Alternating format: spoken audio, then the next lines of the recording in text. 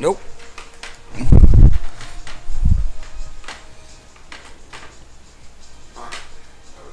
That was Buck. Alright.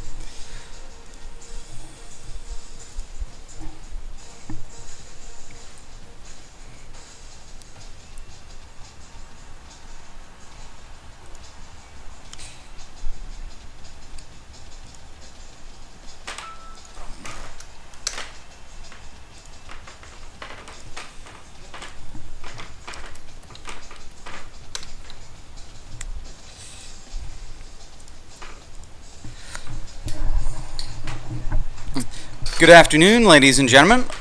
Welcome to League 1, Season 12, Week 13. Sunday afternoon doubleheader for you.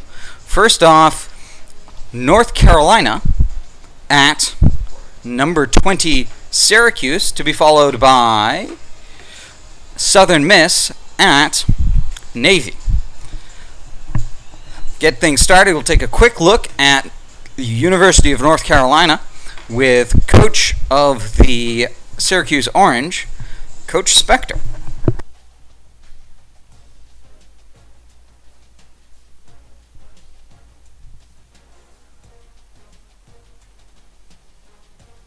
Hello, sports fans. Coach Spectre here giving you a rundown of the UNC Tar Heels, our opponent today, visiting number 20 Syracuse.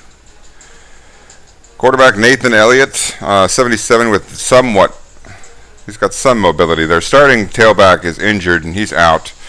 Carter will take his place. He's his equal in rating, slightly faster even. Typical average tight end replacement at fullback. And Ratliff leading the way, 34 yards per game. Prohl with 32. It is a mainly two wide receiver set. They do get Carl Tucker involved, the tight end, certainly active in the passing game. An offensive line that's left to right, an 86, 78, 85, 78, 79.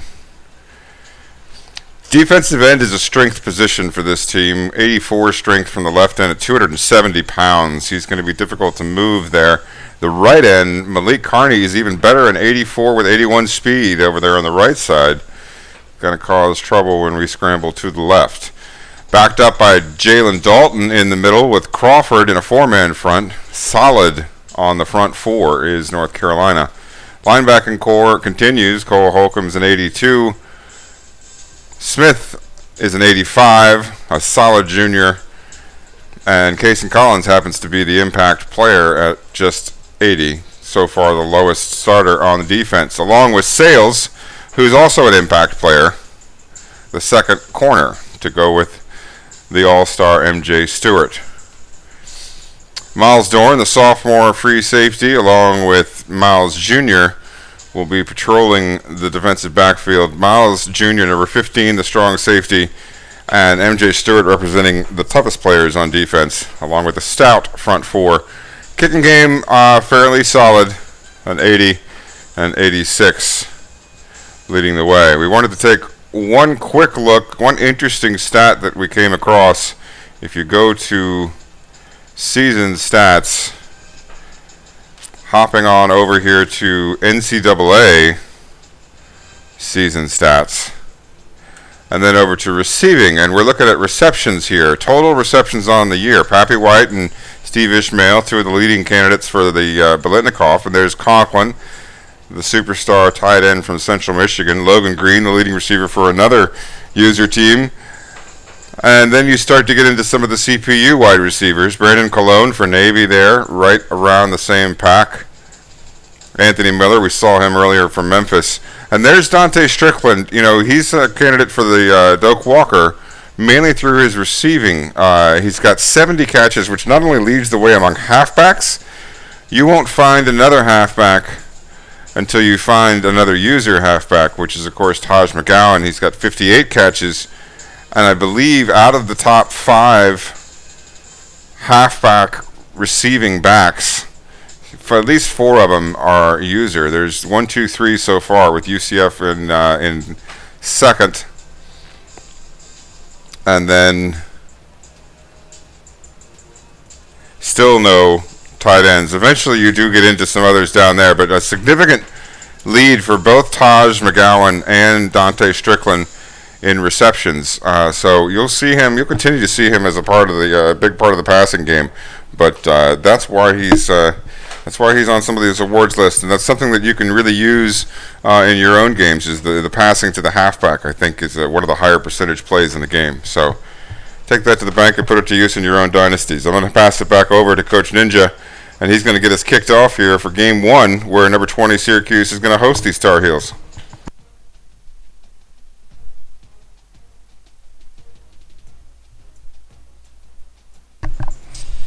All right, thank you very much, Coach. As you can see here, a well-rated Syracuse, but a solid defense, particularly for the Tar Heels, looking like a overall quality team, despite a 3-7 record for the Tar Heels. Some respectable stats in the 70s nationally.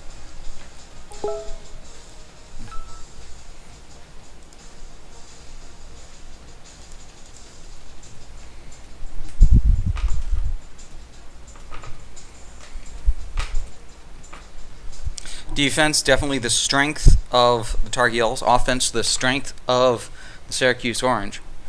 We'll see how it matches up.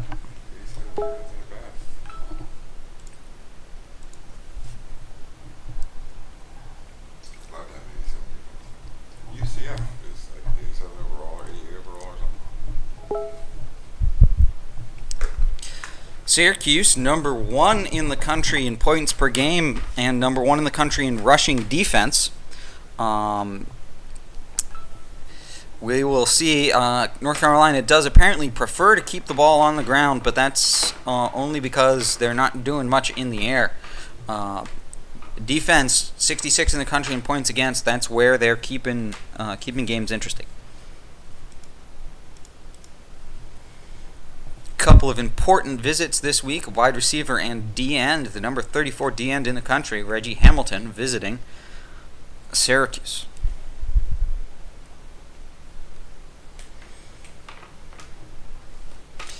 There's that cornerback who's injured, and it looks like both the halfback and the corner there are going to be out. That's a big difference for Syracuse.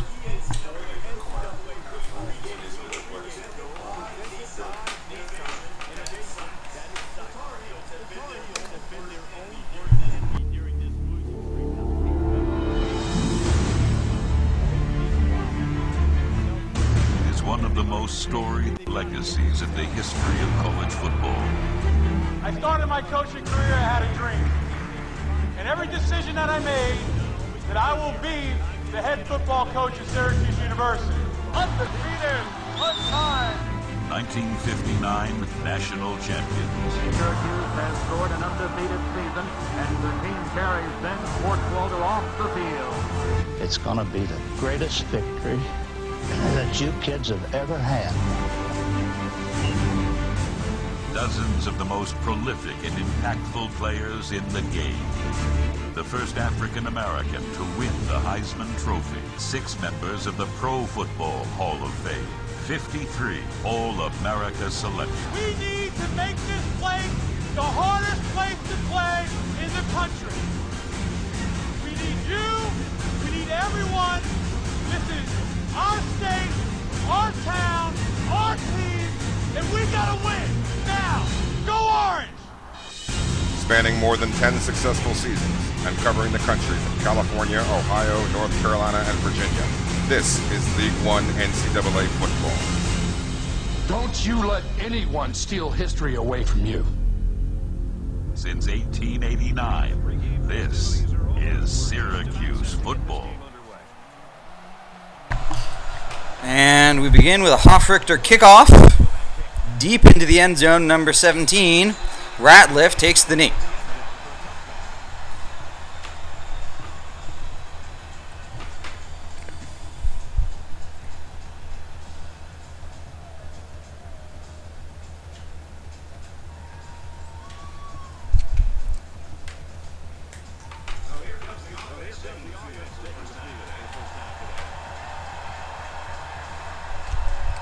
tight end and a halfback, both on the right in the shotgun. Halfback comes out of the backfield and gets 21 yards.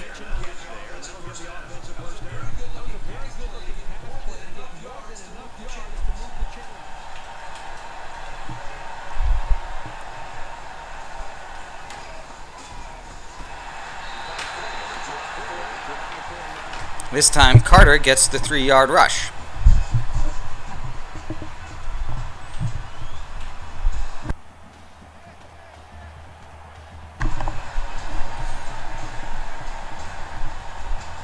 Second and 7 on the paint. Into a narrow window on the left are Austin Prohl after what looked like play action.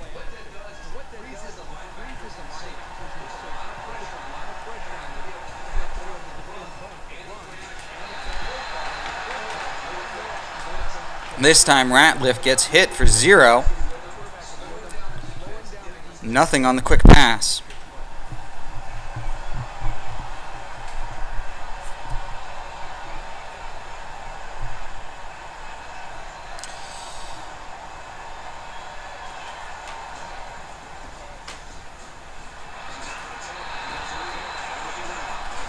And the Orange read the screen well.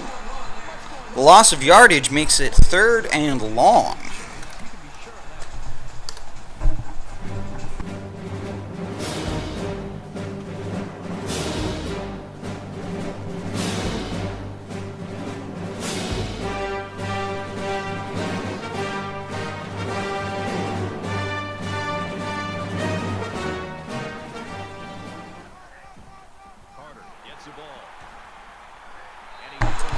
Team tackling there gets the stop. The first man slowed him down for numbers 2, 3, 4 to put him in the dirt. A good stop there by the Orange, forcing a long field goal here. It's like about the 41-yard line.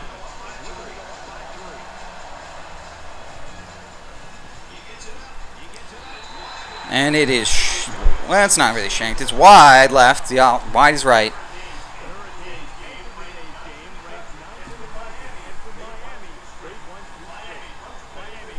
I think the most surprising thing about that result is that Virginia at 2-9 scored 35 points against Miami.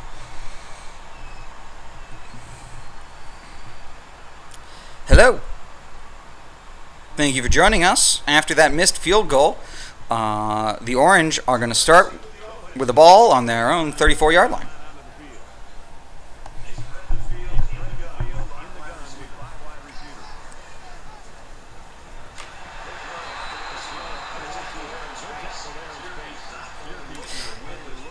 Thanks very much, Cadrian. As you can see there, the traditional start of game ritual from the Syracuse Orange. They like that middle slant on the first play of the game. It's an easy pass to the drag route. Get those completions early in the game. Really important to get your quarterback warmed up and accurate when you need to go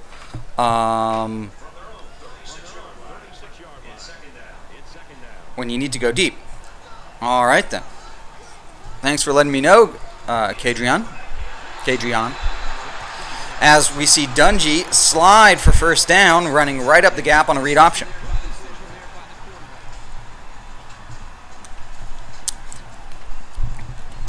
The read option on the normal halfback week is particularly interesting because it flips the run blocking. Normally, with a shotgun normal,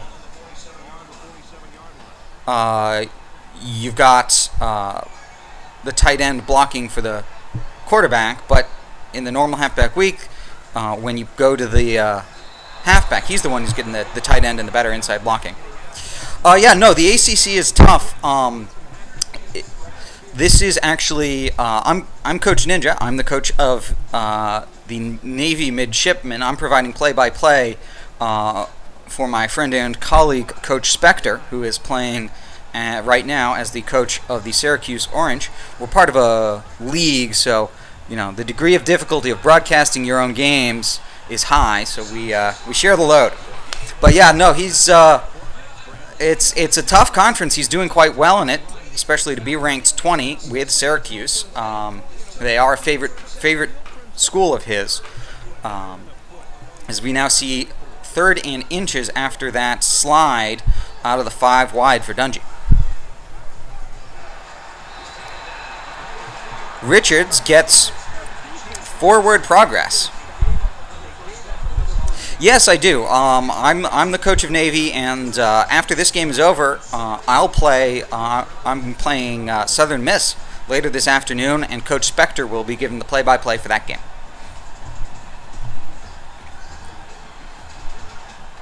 .335 here for the Tar Heels, and we see a that's the Wildcat, right?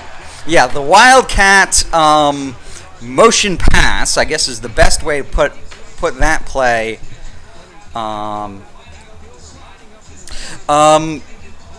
Navy is Navy. We have Navy in the American because that's where they are now. I believe in the season that's going to start in 6 days is they're now in the American, so we have them in the American. But yes, no, we've got 7 users playing teams all over the country. We don't all play in the same conference. We all started with relatively weaker 3-star, 2-star schools. Only Coach Spectre at Syracuse and Coach Seawack at Indiana elected to be in major conferences. The rest of us are... Oh, and sorry, UCF is also in a major. So three teams in majors, the rest in mid-majors, in order to, do what we can with our 3-star schools at the beginning of this dynasty.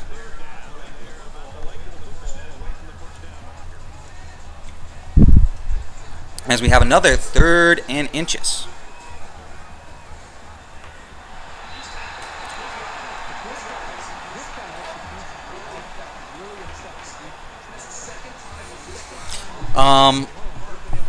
I'm not sure what your question is, but I mean, in order to play the game, to play in a online dynasty, yeah, you have to have the game. If you just want to root for somebody, I mean, you don't need to own the game to root for somebody. This pitch is off. Strickland can't really get any more than the QB got. 6 yards. He got 2 more. The pitch got him 1.5 yards. As number 22 loses to Mississippi State.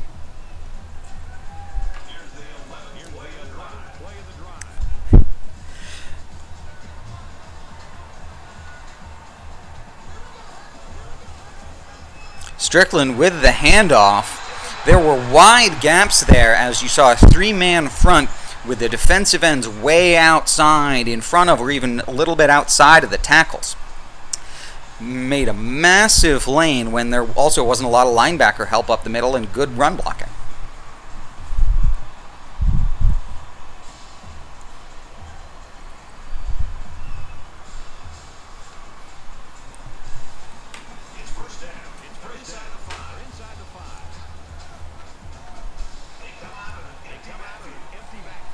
Four-down lineman against this 5-wide set. It's in Ishmael's hands, but it gets ripped out of him. 2nd and goal from the 3.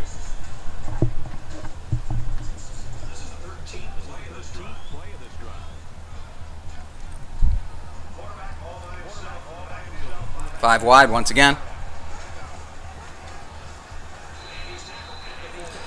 Dungy keeps it. Loses a yard, tries to sneak it in on the quarterback blast. Indeed they do.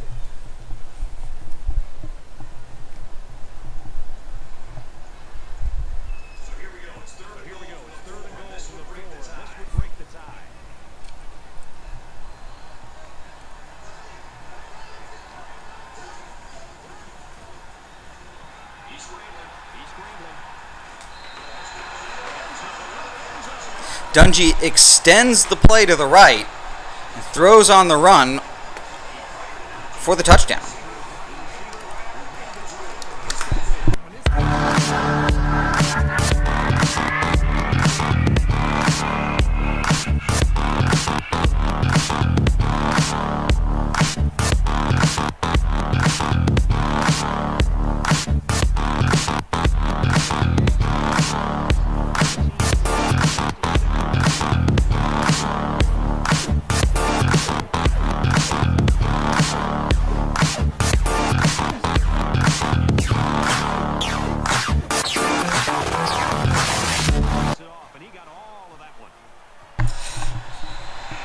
Another touchback from Hofrichter to Ratliff. Syracuse Orange, so far, giving up only 41 yards on defense. No points.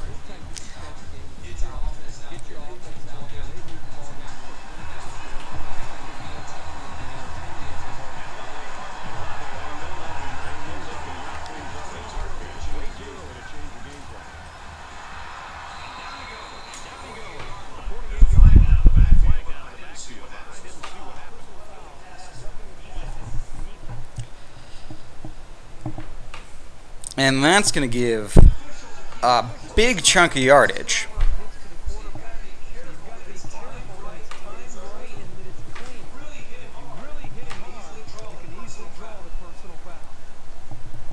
Big chunk of yardage there. It now puts Syracuse on their defending their own 33-yard line.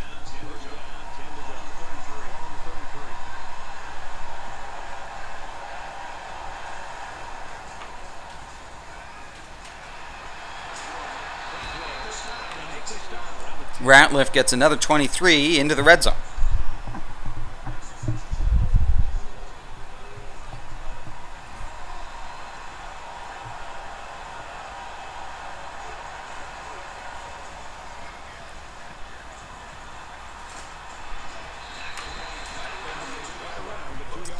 Plenty of pocket protection there. Ratliff makes his 4th reception, but he has to come out of the end zone to make it.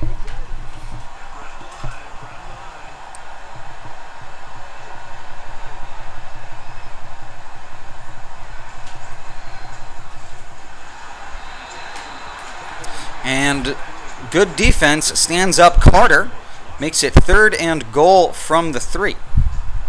As we see the last few seconds of the first quarter are ticking down. That Syracuse defense keying on the halfback, pitches out, and Carter gets across the line off of the pitch.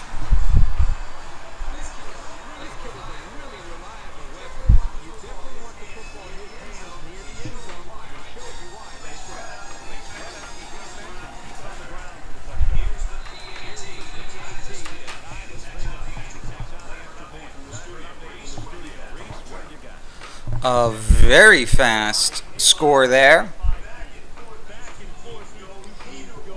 Tie ball game.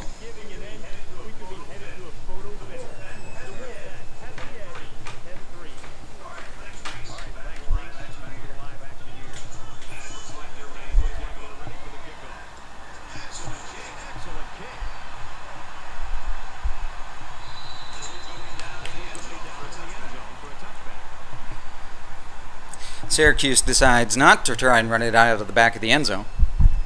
They're going to start with 8 seconds left to go in the first quarter.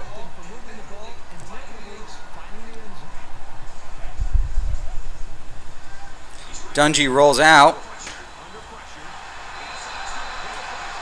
He gets 12 yards, first down, and out of bounds, narrowly avoiding the hit. He was swarmed over there on the far side of the field.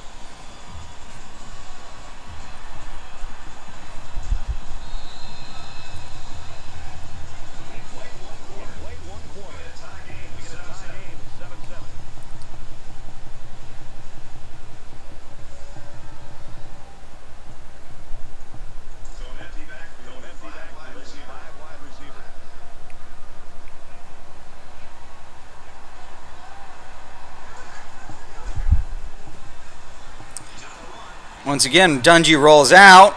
Butler, with good eyes to stop and wait. He had enough separation from his defender to afford to wait 2 beats downfield after the press at the line of scrimmage. So he stops, turns, knows that if he runs too far, he ain't going to get it.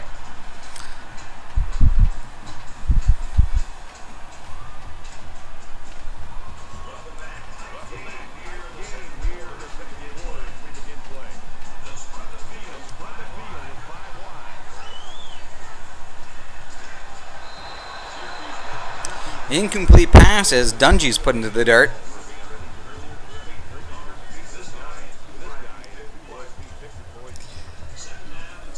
Indeed,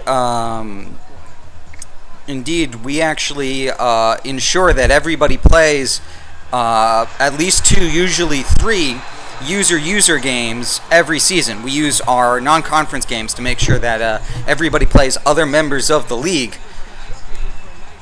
in order to keep things, balanced and difficult. And great spin move there, as you see on the replay, to get a couple extra yards for the halfback coming out of the backfield.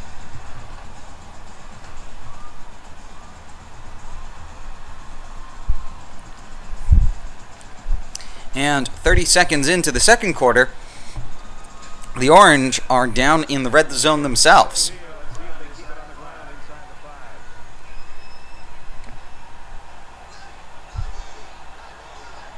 Ishmael in motion. Pitch is out, but Ishmael loses 4 yards, having to spin.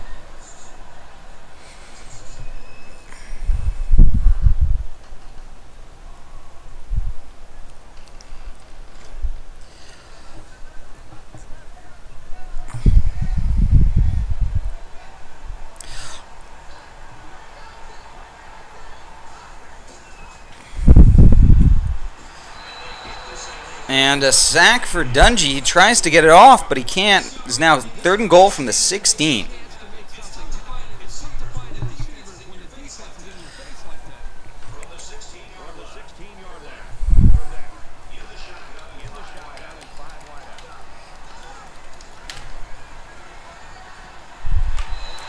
But the coverage is right, and he has enough time for the long 16 yards.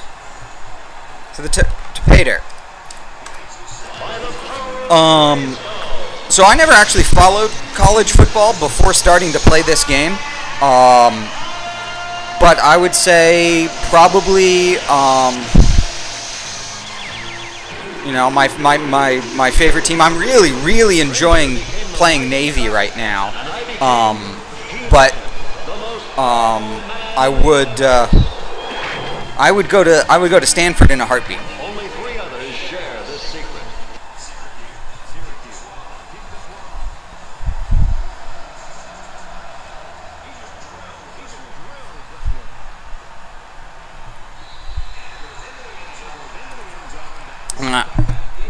I can say I know that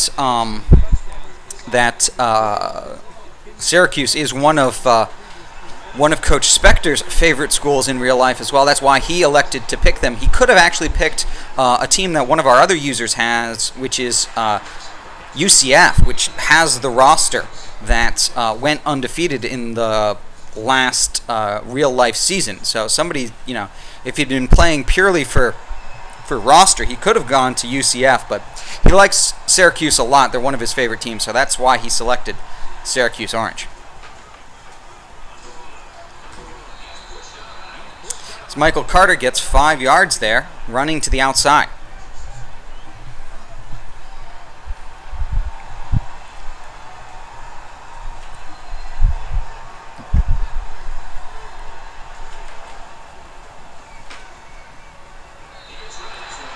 Last time Elliott is forced to throw the ball away. That's his first incompletion of the game. It's now 3rd and 5.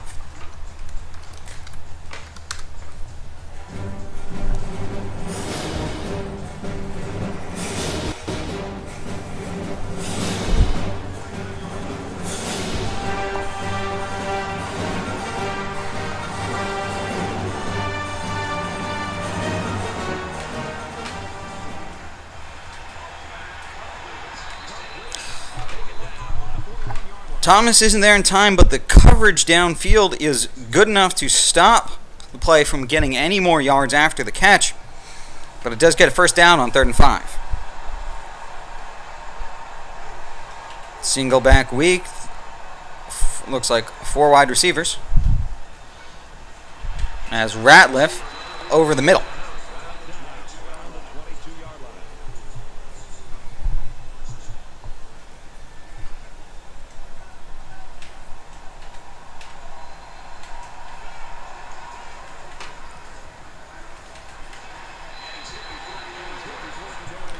Cunningham 10 yards in the slot for 2nd and inches.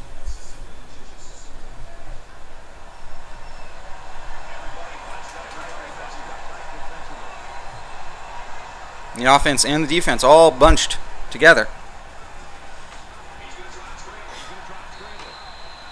Franklin can't take out Elliott. He stumbles him, but doesn't get the sack. It's now 1st and goal from the 8.5.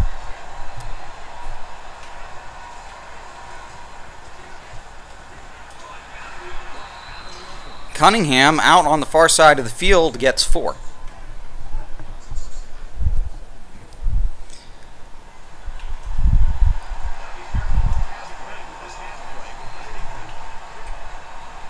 UNC playing a fast game here for such a defensive team.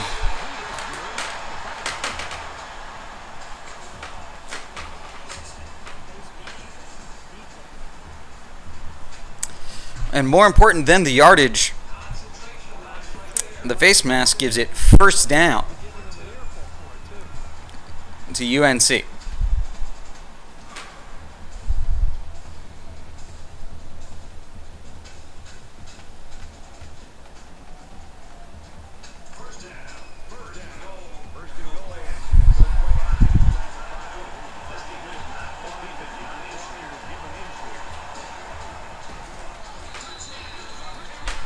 Excellent run blocking there from the offensive line of the Tar Heels.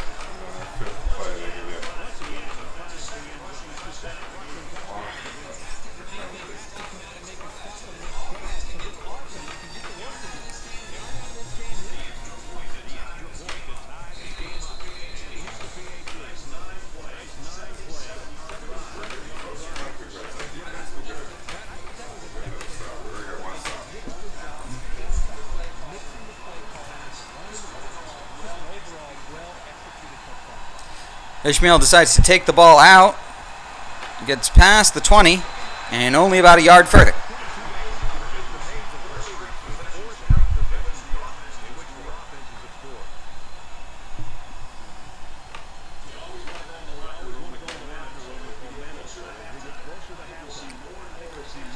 Looking at more 3-3 here from the Tar Heels as Ishmael finds a seam deep between the coverage.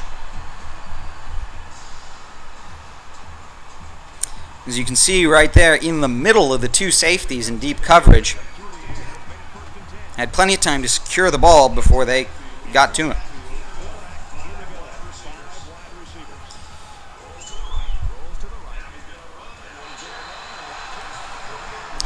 Dungy, deciding he doesn't have enough space to stop and throw, keeps the ball and says, yeah, I'll take 2nd and 3.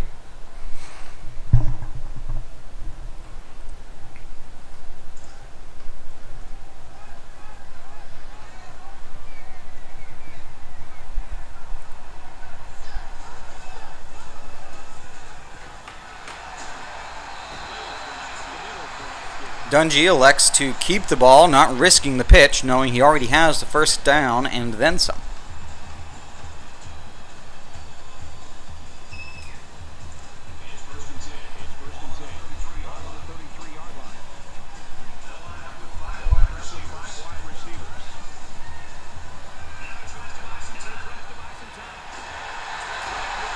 On the run to Butler, 25 yards.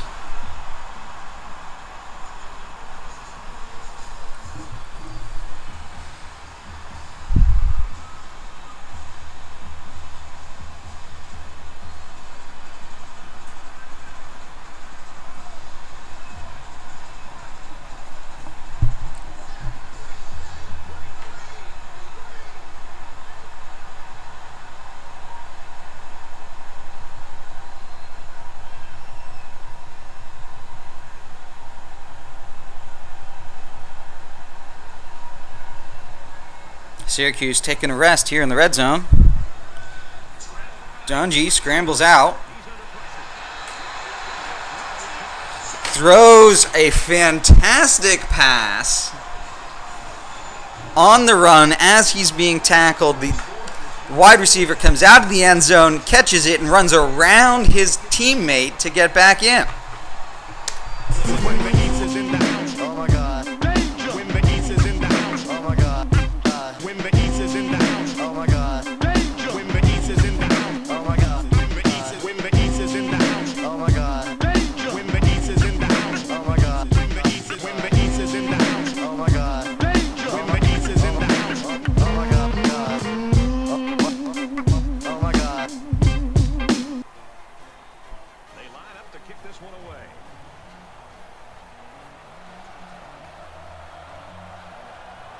Sends it sailing downfield. This one's going to be down in the end zone. Syracuse, 7 points, and the ball is going to be kicked off to the Tar Heels. They have 3 minutes and 22 seconds with which to do something.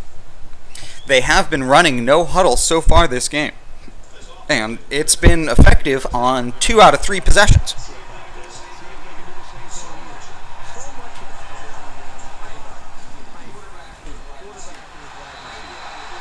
This time, the defensive secondary reads the run well, comes in, and stops the run for no gain.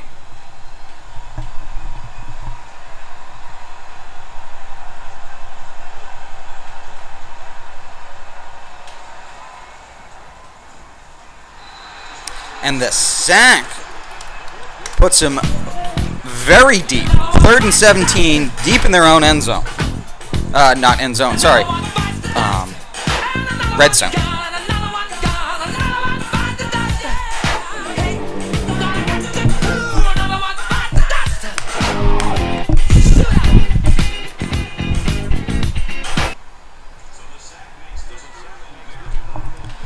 Third and 17 here for the Tar Heels. Seeing single back and 4 receivers spread out. They go underneath to Austin Prohl. He gets 5 yards out of the 17 they needed. Going to the check down, and it's not enough. They're going to punt on 4th and 12. Just over 2 minutes left to go in the first half. Ishmael is back to get the kick. Gets 4 yards.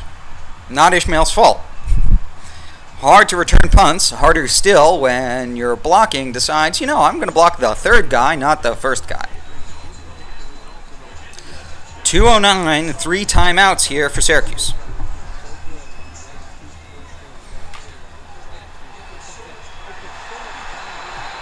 Dungy, great pocket presence. Not scrambling, just moving to the edge of the pocket, seeing where Ishmael was going to break. Ishmael gets the 2.5 steps he needs to be away from that defender. Deep in enemy territory with 2 minutes.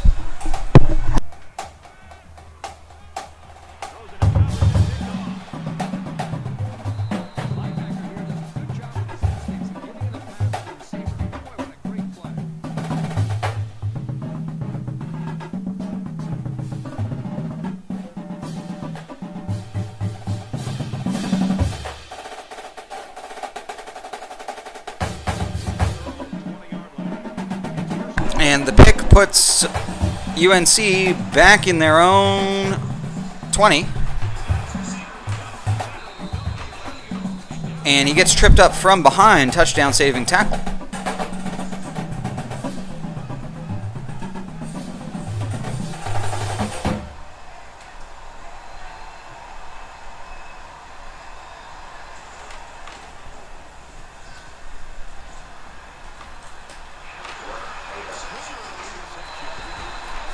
And the turnover game is even now as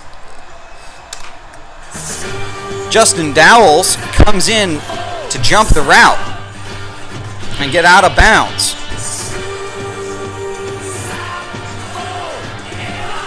Syracuse still plenty of time. 1:35 and 3 timeouts. Just inside enemy territory. Dungey scrambles out.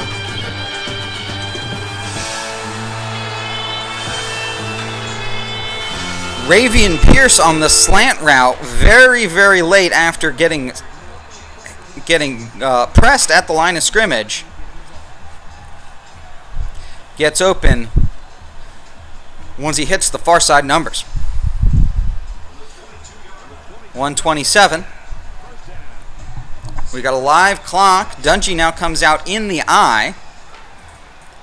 We got play action, and Dungey throws it away as nobody bit. That stops the clock at 1:17 on the 22-yard line.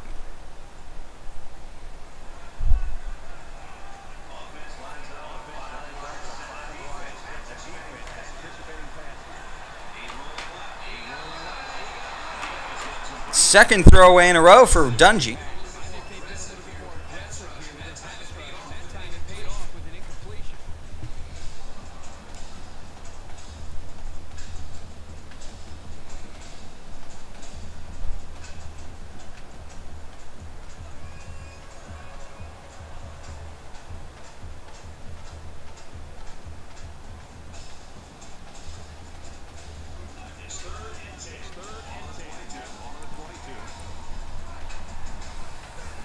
Two tight ends here, and back on the right as Ishmael comes in motion. The pitch, and Ishmael gets the corner.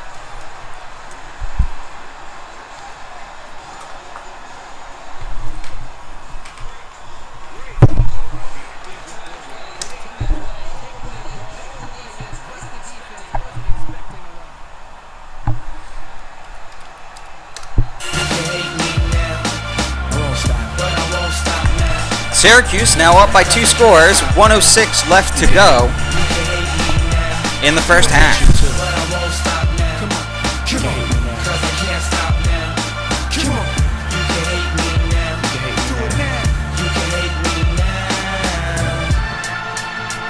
Do it now, Toast, do it now. Let's go. Feeling it after the pick six. We've got a 10-10 tie. 2-touchdown ball game right now. 28-14 here. Looks like they're ready for the kick.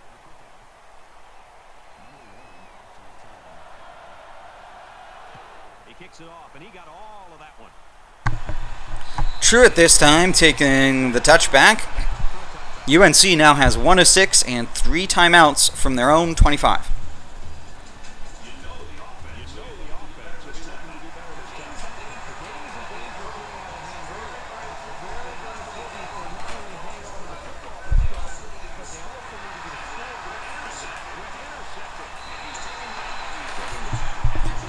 Spectacular vision by Jones to put his hands up and get the second pick in a row for the Syracuse Orange.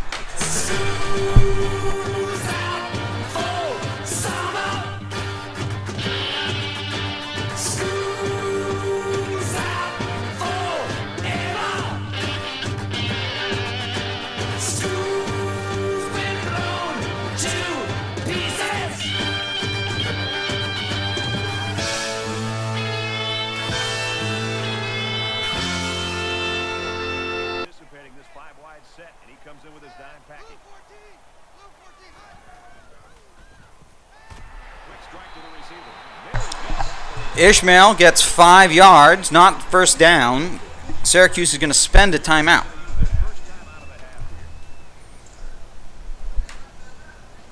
Ishmael so far 5 receptions, 81 yards.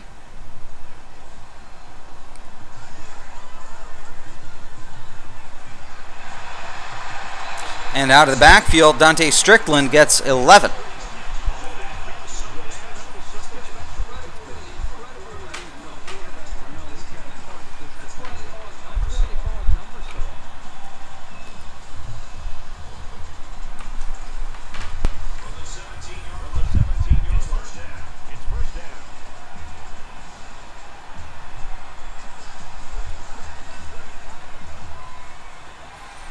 Dungy flushed out of the pocket.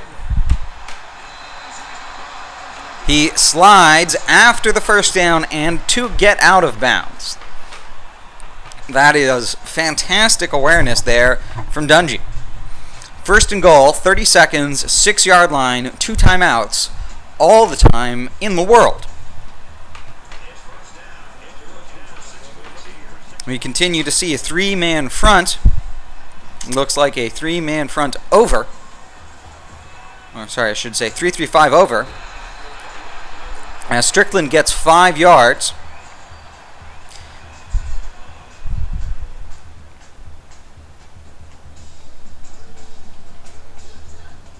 And now with a live clock, Syracuse comes out in 5 wide.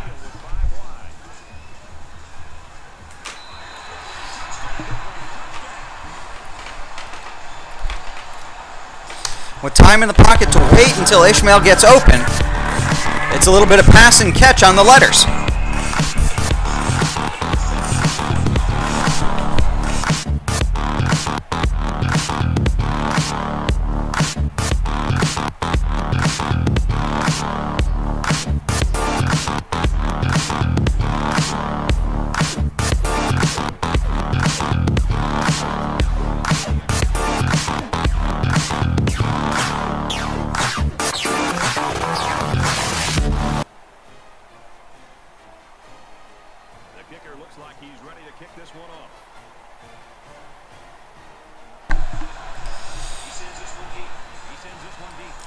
Richter puts it back on the letters. Truitt takes the knee.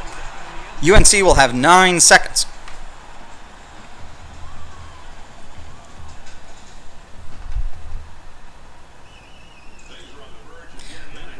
Down by 21.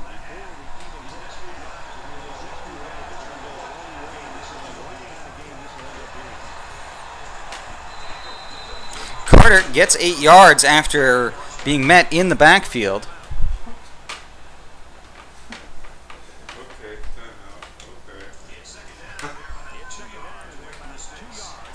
Call timeout to stop the clock. Looks like for a Hail Mary here.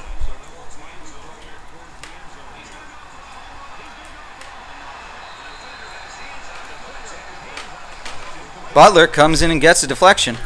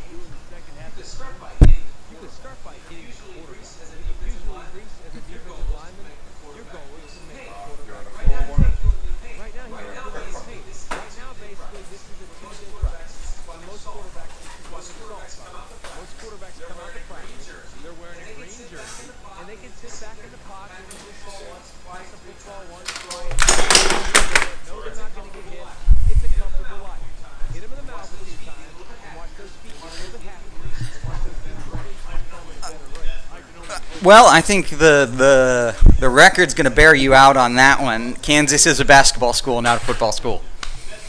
It's hard, you know. They're in a rough conference, but in football, yeah, no, they're basketball first all the way. All right, we're going to take a quick look at some halftime stats as we grab some beers and get situated for the second half. So, obviously, 3-score game at this point. UNC with a respectable amount of first downs, but the total amount of offense just under 200 yards. I mean, still really quite good.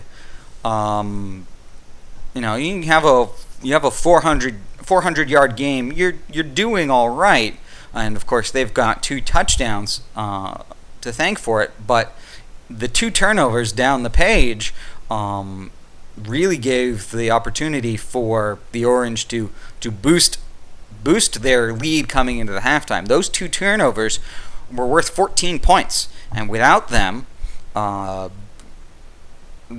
half ends, to 21-14 instead of 35-14.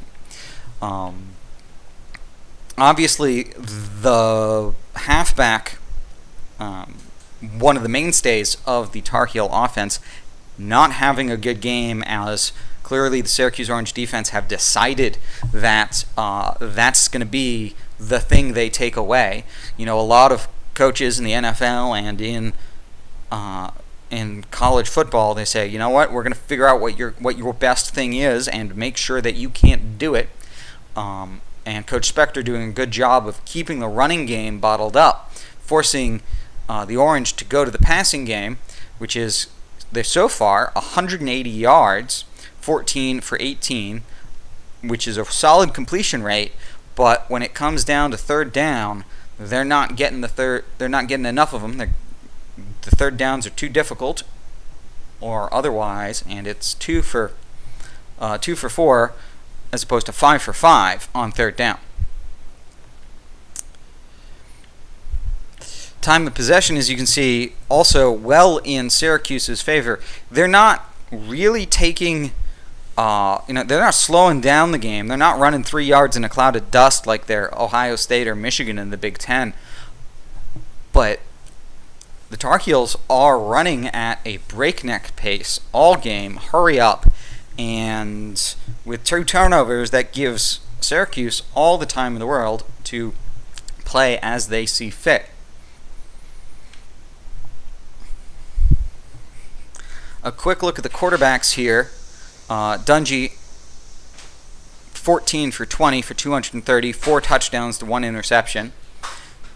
Compared to Elliott's 14 for 18, 180 yards, 2 interceptions, no touchdowns. Both have been sacked once. But clearly a much better performance from Dungy, and in part that's because Dungy is also the leading rusher for the Syracuse Orange so far today with 57 yards on the ground. That forces the Tar Heels to cover the scramble, which gives the wide receivers for the Syracuse Orange space to get away from them and get deep and break coverage. So that's, as you see, the Ratliff, is the number 1 receiver there, 76 yards. But Syracuse, Ishmael, 82 yards, but then still spreading it around. Devin Butler, Phillips, Strickland out of the backfield, Raven Pierce coming out from the tight end, spreading it around a bit. All right, so thanks for taking a quick look through the stats with us, and it is now second half. Thanks to the kickoff, we're going to see a kickoff by UNC. It's going to be Syracuse ball once again after 2 picks for 14 points to end the first half. Irvin Phillips gets a 37-yard return.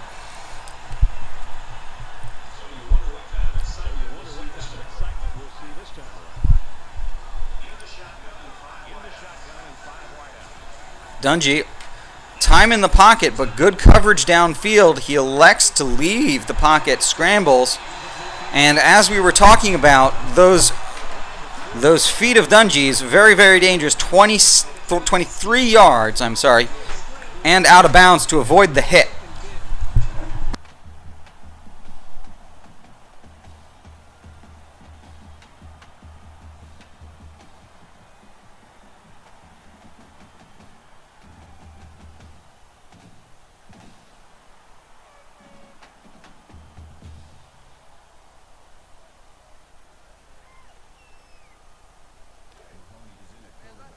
From the 40-yard line.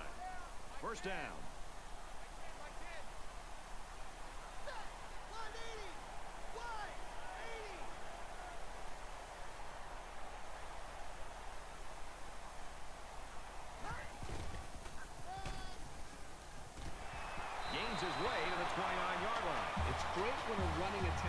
through for the first down like this. It makes an offense so much more versatile.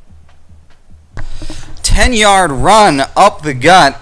The Maryland Eye, a heavy formation, not a whole lot of a surprise that it was a heavy run up the middle there, but tremendous production as we now see the flex bone.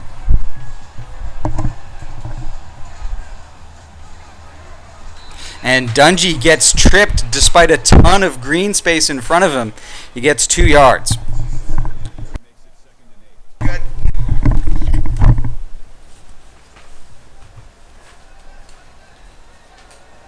No, it wasn't like on your end. I was in the back.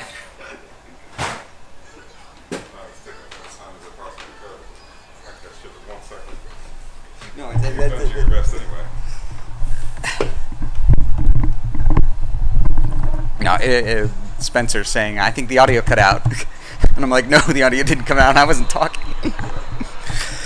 All right, Tyrell Richards there. First reception of the game, gets 3 yards. Makes it 3rd and 5. Manageable down in the distance.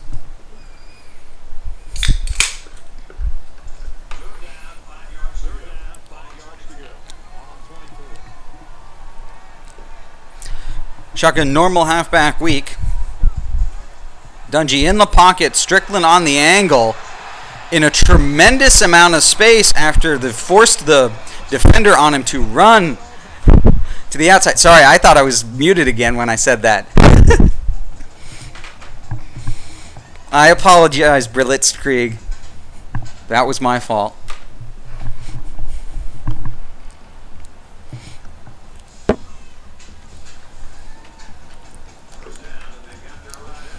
First down from the 6. We're seeing another I formation here from Dungy.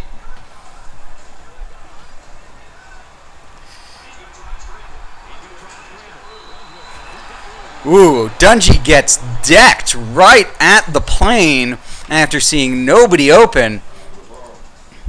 But he holds onto the ball. And the other guy is not getting up. Dungy's like, I've got places to be. Get off me!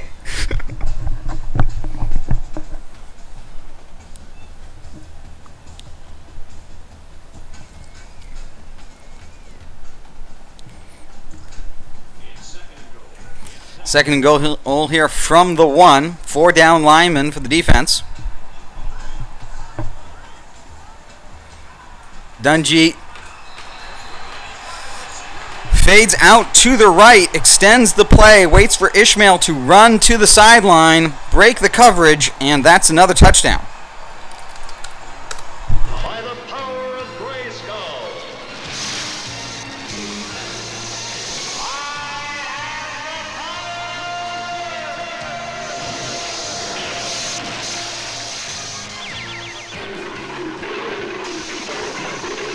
Cringer became the mighty Battle Cat, and I became He-Man, the most powerful man in the universe.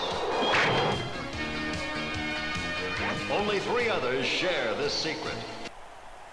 Syracuse is lining up to kick this one off. He really got a hold of that kick.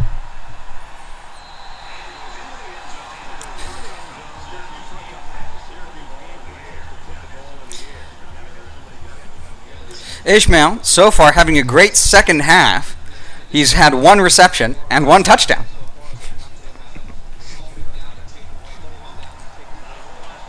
Ishmael also, with speed, plays a little bit of a Randy Moss function for this Syracuse Orange team, as Butler goes up and gets the 3rd pick of the game as he just jumps the curl, the quick curl, doesn't get fooled at all.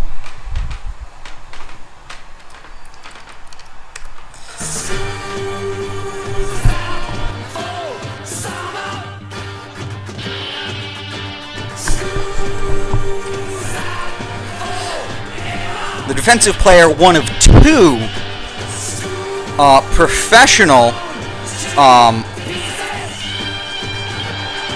manservants on this Syracuse Orange team. There is a Butler on each side of the ball, and both of them are their degrees at Syracuse are coming from Syracuse's highly regarded, but very small, as you might expect, school of housekeeping and man service. They are getting their course load in coachmanship and shoe shining.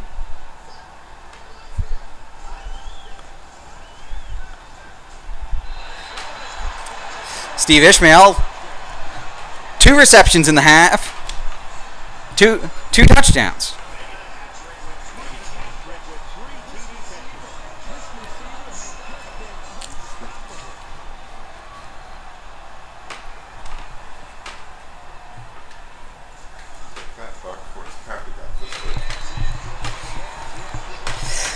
Yes, I'm sorry, Leon. You are correct. They are getting their Bachelors of Arts in Butling. They expect to be, in the households of famous European noble persons in the very near future after their illustrious football careers. And I will tell you, they, sitting here in the booth, we were talking with one of the butlers before the game, and the kid makes a mean cup of tea. As we now see 4 wide receivers, 1 back, tight to the line of scrimmage. The playbook has changed now for UNC, down by 4 touchdowns. They're airing it out all the time. Austin Prohl there gets 25 yards and is in the middle of 3 defenders, taken down immediately.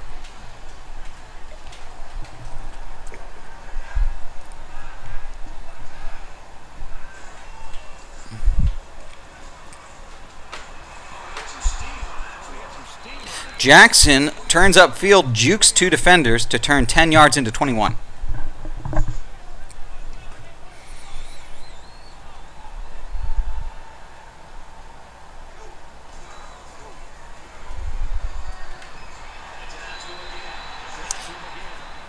And the tackle there prevents Prohl from going for long yardage. The dive, the only chance the defender had.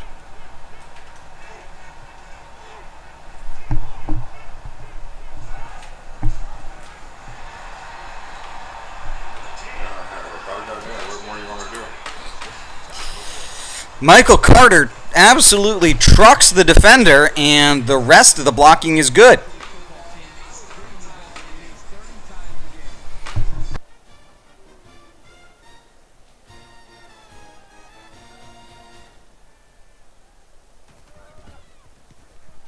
And he tacks on the extra point.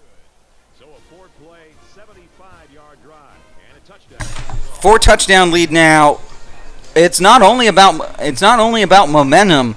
They've decided, you know what? Only these few guys are heated up. Only these guys are working. Prohl and Carter. We're going to give it to them the entire time, and that's enough to get things to work as Ishmael runs down the sideline. That is Ishmael's 6th kickoff return for a touchdown. Oh, but it's coming back. And that's going to put Steve Ishmael is going to put them on their own 10. That's a 90-yard penalty.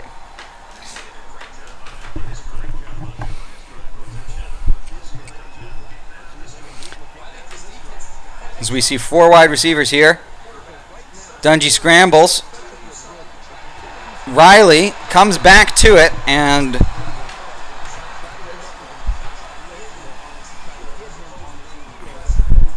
gets the first down. That might be Riley's first reception on that short route on the 4 verticals yet this game.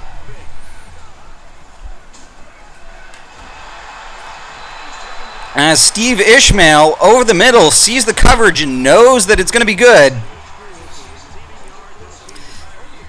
Knows that he likes the coverage and says, "Suck my unit, Dr. Jocular."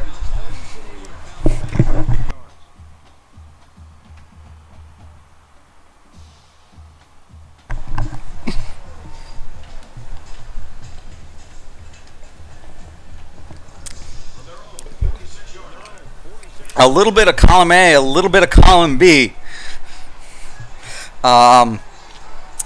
Coach Krieg, you may not be aware that there's currently a very tight race between Steve Ishmael and Pappy White Jr. of the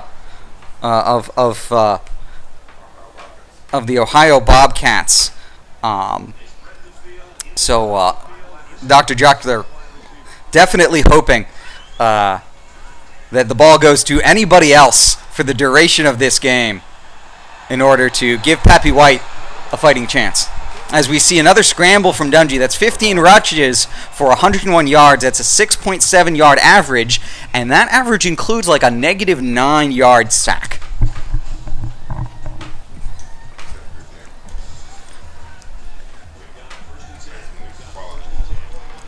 An excellent game from Dungey as he steps out for a minute as Mahoney comes out in the Maryland eye. Another excellent run up the gut for Dante Strickland out of the Maryland eye. Good run blocking. If UNC knew the run was coming, they didn't act like it.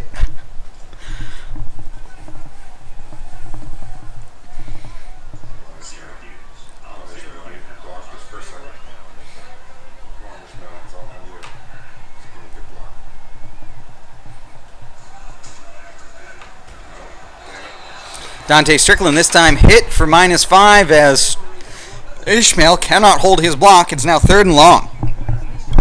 Better next time. 3rd down now, and they need to get it down to the 31.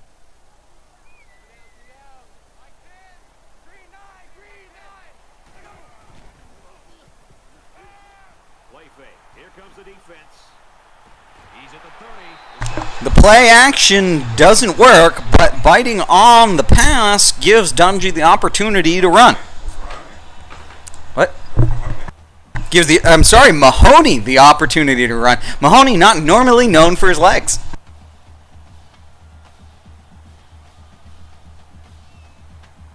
Here's the 8th play of the series. As we see Dungey back in the game. Hand off to Strickland. Trucks a guy and a half to get first down on the ground.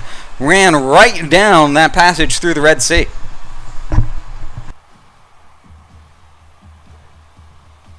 First and 10. Ball on the 16-yard line. Once again, single back here. 4 wide receivers, 3 down linemen. Dungey doesn't like the coverage. Scrambles out. Says, I'll take 6 yards and go out of bounds.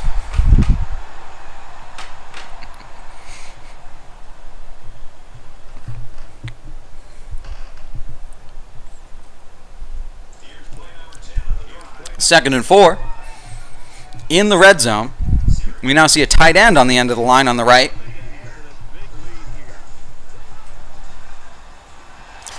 As Ishmael sticks his arms out and gets in the way of the diving defender for the 4th touchdown of the game. By the power of Grayskull.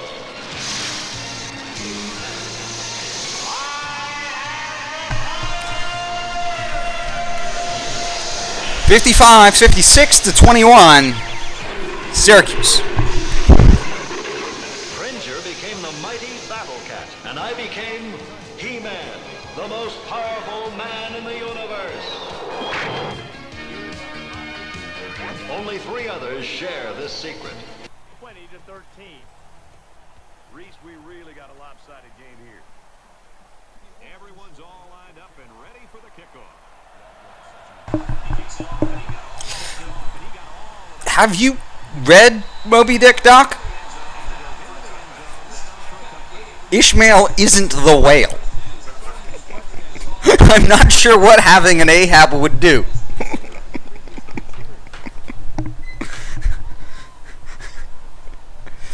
Nope, that's a fair point. You know what? You make a good point, Coach Krieg. He would have to be able to read to have read Moby Dick.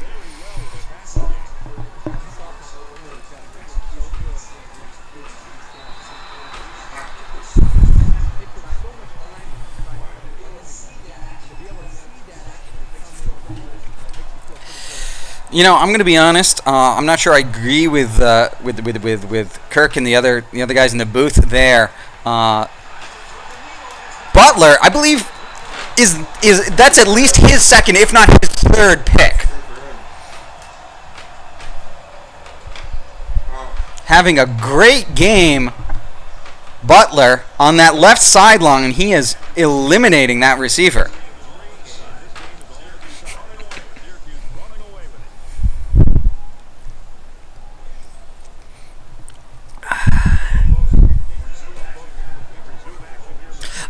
So you saw the movie.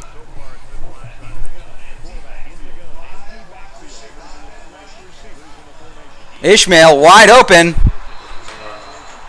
Gets hit. Can't hold on to it.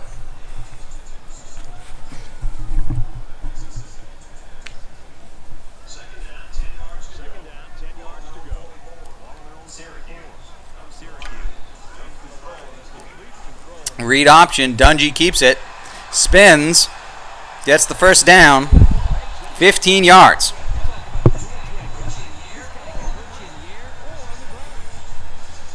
The read option, one of the many weapons in the Orange's arsenal that they haven't had to break out too much this game because the passing game has just been there. Strickland only gets 3. Otherwise, good run blocking, but one man got off his blocker.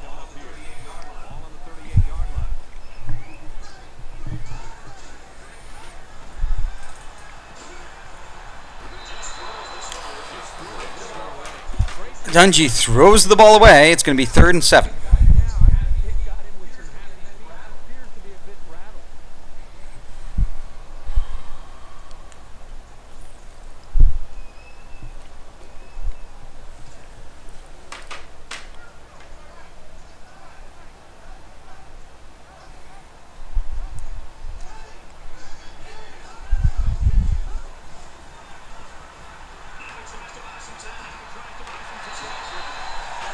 Wide open in the middle of the field.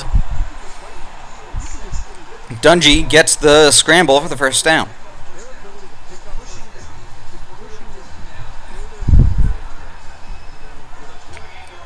"26 first downs so far this game as Mahoney comes out. Strickland 5 on the ground.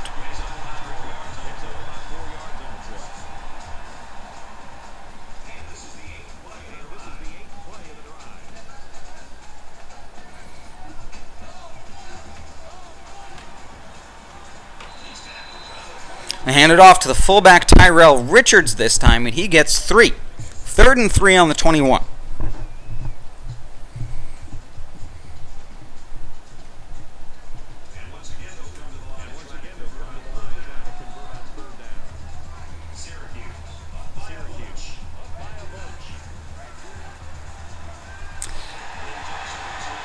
And Ishmael grabs the drag route out of the air and gets 9 yards. 9 for 9 on 3rd down so far this game for the Syracuse Orange.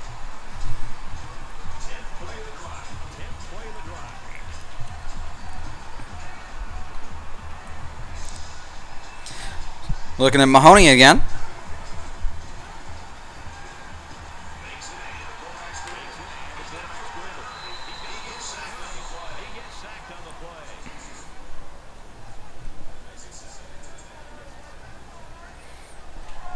No one to throw to, and gets half a yard there for Mahoney on the scramble out.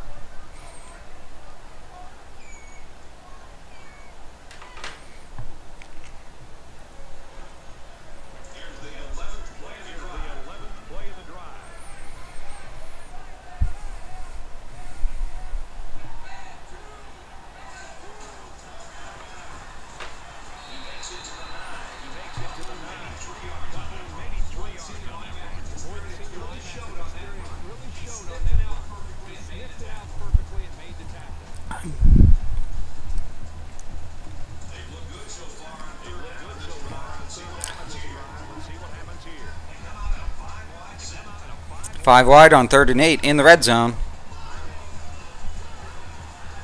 Dungy scrambles. And Shaw with a fantastic leaping pick in the back of the end zone.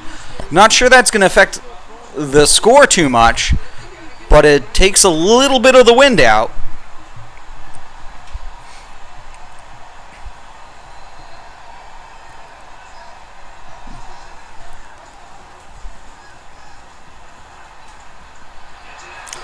And right back again the other way. Winning the turnover battle 5-3. 5-2, I'm sorry. With this kind of score, it's really hard for a team to not throw the ball. So when you know they're throwing the ball and you can back up and play good coverage and not worry about the run, you're gonna lose picks. You're gonna be in a bad situation.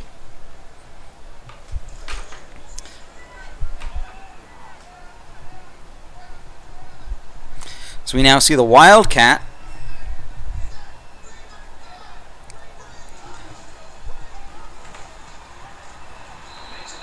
As Ishmael runs for 0 yards up the gut on the Wildcat. It's now 3 and 10. 3rd and 10, I'm sorry.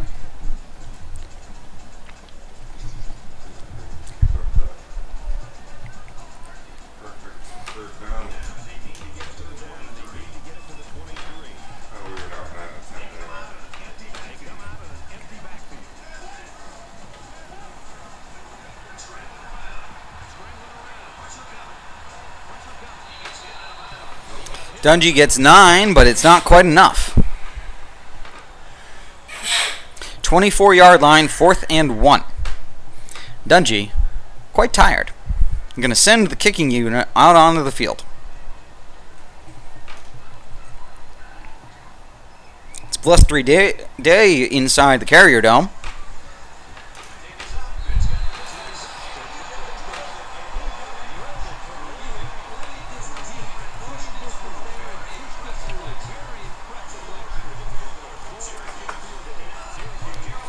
.347 left in the game. It's going to be UNC's ball.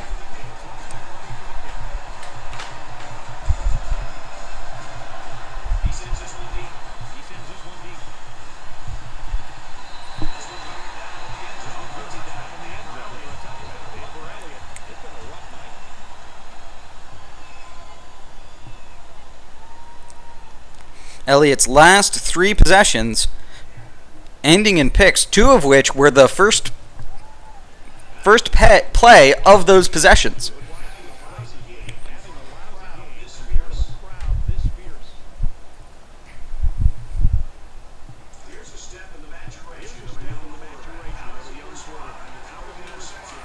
Two halfbacks, no tight ends here.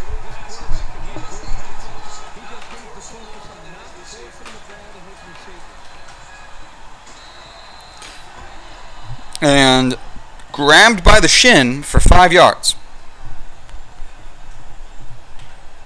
As we continue to see hurry up now in this split back set.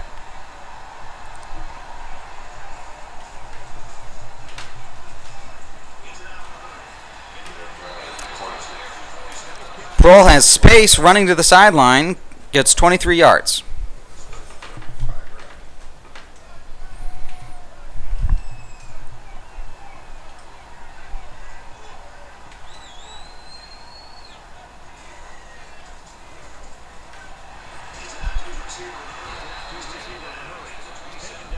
Cunningham, quick pass in behind the defenders and gets good production.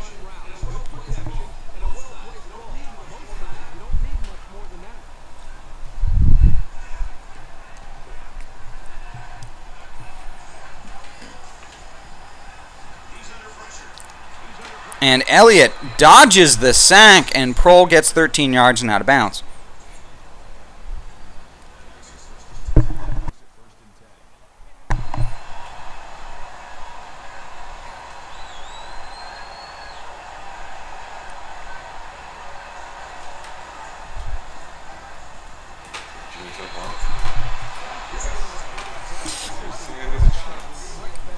Thomas gets into the backfield and dives for Elliott. Doesn't make the sack, but forces Elliott to throw it to the far end.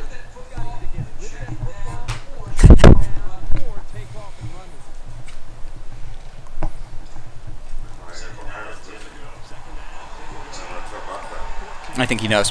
He's watching. Him and Spencer having some good shit talk. And this time, Thomas is there in the backfield.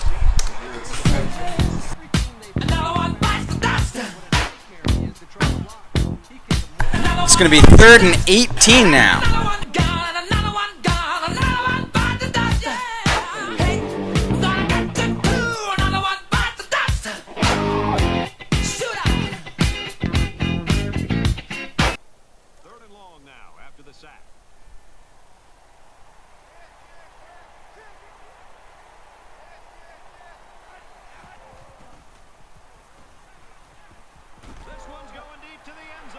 And Jordan Martin gets up there, gets his hands on it, and doesn't come down with it. It's 4th and 18. And looks like they're going to go for it.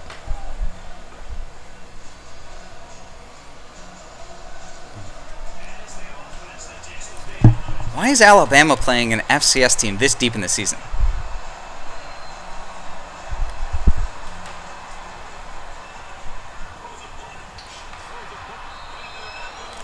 Ratliff, first touchdown pass of the game after 5 picks. Ratliff there to get it. Space in the back corner of the end zone.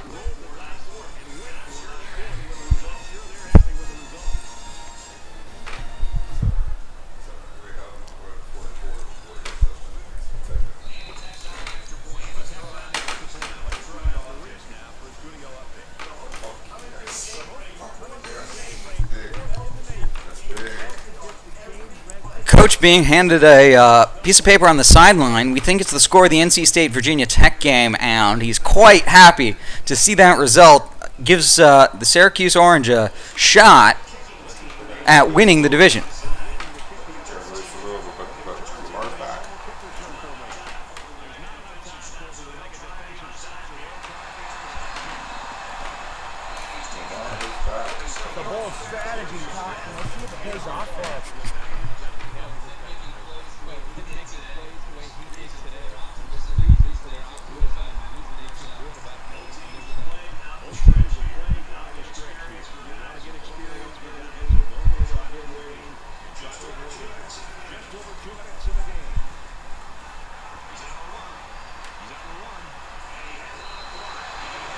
Dungy gets 4 yards, and that's some extracurricular that I really wish they called, because that happens all the time.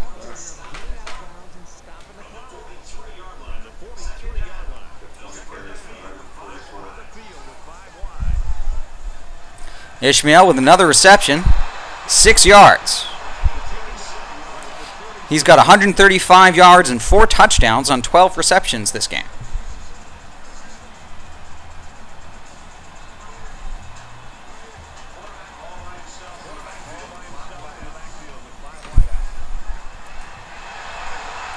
And this time it's Phillips over the middle deep for 30 yards.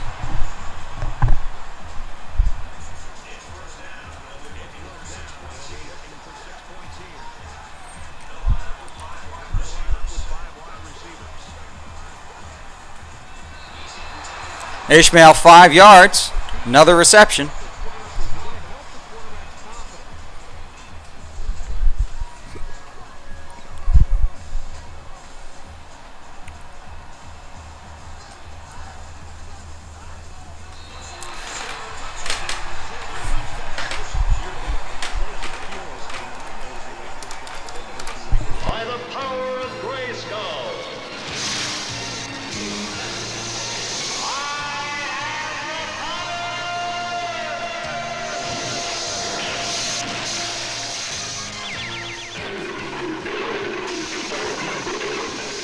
Became the mighty Battle Cat, and I became He-Man, the most powerful man in the universe.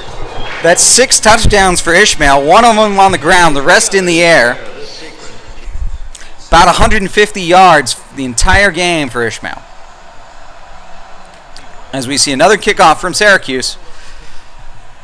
UNC takes the knee. They've got 1:20 and 3 timeouts.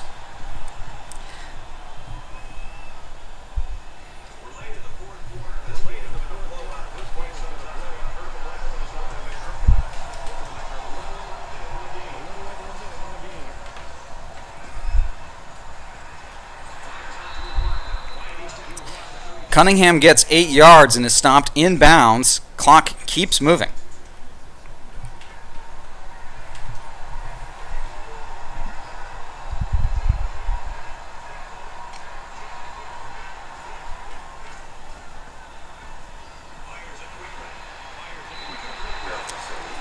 Incomplete pass to the sideline. 3rd and 2, 55 seconds.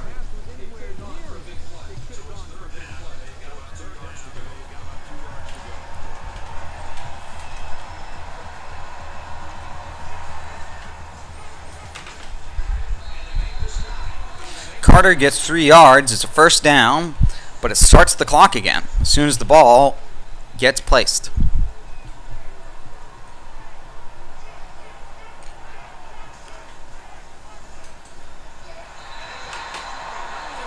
And that's the rare sack on the screen. Coverage made Elliott indecisive. He is ice cold, you gotta believe.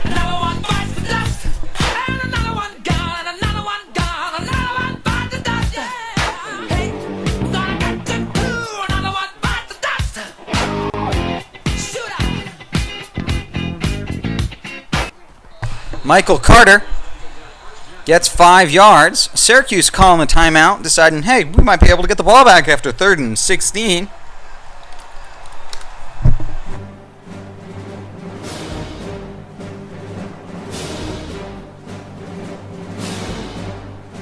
Back-to-back sacks on Elliott. Another timeout from Syracuse to preserve 18 seconds worth of game clock.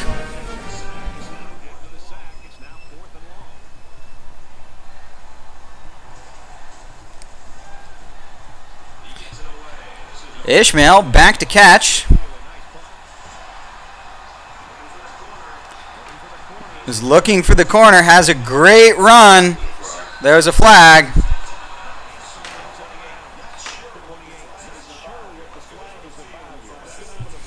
Clipping, another great run of Ishmael's being taken back.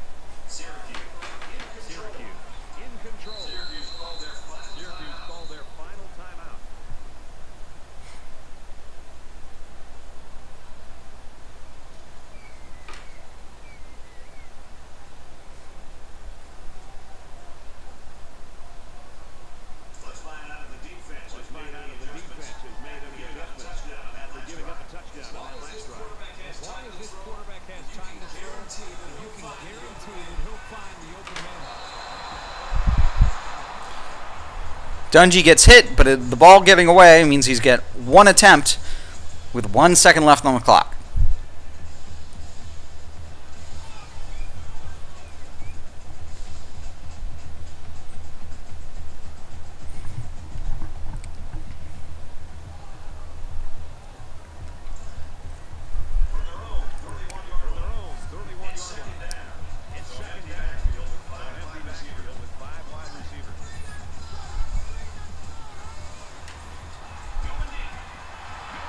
Ishmael on the sideline.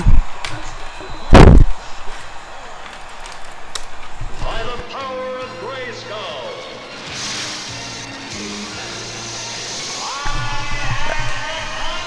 That's 7 touchdowns this game for Ishmael as he breaks away from the defender in single coverage and runs it in.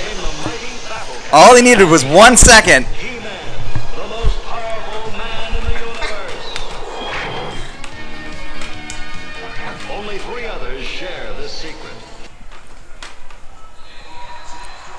And with that extra point, that's full time, ladies and gentlemen. Thank you for joining us for the first of our doubleheader.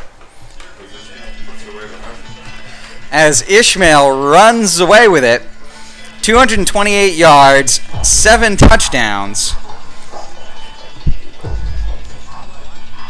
Player of the game, 15 receptions, 3 carries, 7 touchdowns. A fantastic game for the offense, unsurprisingly, with 73 points. Defensive side of the ball, there were times when it worked and there were times when it didn't. And really, once a couple of picks had given the Orange the opportunity to know exactly what the Tar Heels were going to do when they had to pass all the time, it just kept spiraling from there. But surprisingly good coverage in this game by the corners, not a necessarily a usual strength of the Syracuse Orange team, but between them, quite a few picks this game. So, thank you for joining us. We'll catch a few stats right here before we break for halftime, and we'll follow it up with Southern Miss at Navy in just a few minutes. So, 685 yards of total offense, 236 of that on the ground, a lot of that behind Dungy's legs. 449 passing, 9 for 11, 81% on third down, and a turnover battle that is 5-2 in the favor of the Syracuse Orange, gives you a 73-28 result. Dungy with a fantastic 234 passer rating, 9 touchdown passes, 2 interceptions, 449 yards. On the ground, Dungy, the leading rusher, 144 yards, a 7.2 average, with Strickland, number 2, at 58 yards on the ground. Ishmael, 210 yards in the game. He does not have more passing yards than the rest of the receivers combined, but it's close enough that I had to think about it, which is impressive in and of itself. And a 22-yard touchdown run. An excellent game by the Syracuse Orange. Plenty of tackles for loss there, and 4 sacks to go with 5 picks. All right, 5 picks, 4 sacks, yeah.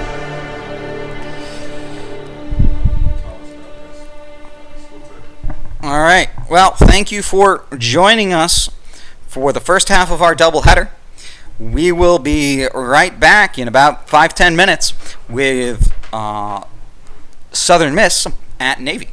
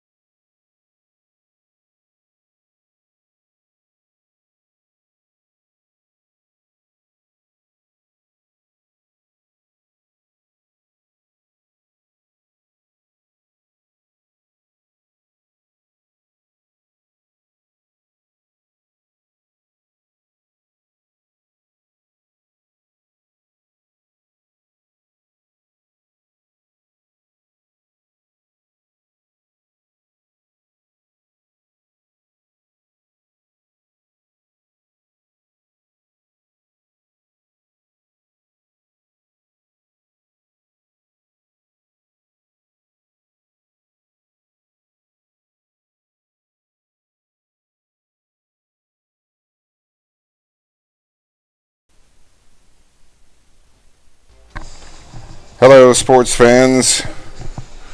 We're back for Game 2 of this doubleheader. Southern Miss paying a visit to Navy Marine Corps Memorial Stadium in Annapolis, Maryland, as your midshipmen attempt to become bowl eligible and save the season from the fire. Coach Ninja, the coach of the Navy midshipmen, here with me. He's about to go through the depth chart for Southern Miss and give you a little preview as to what's to come.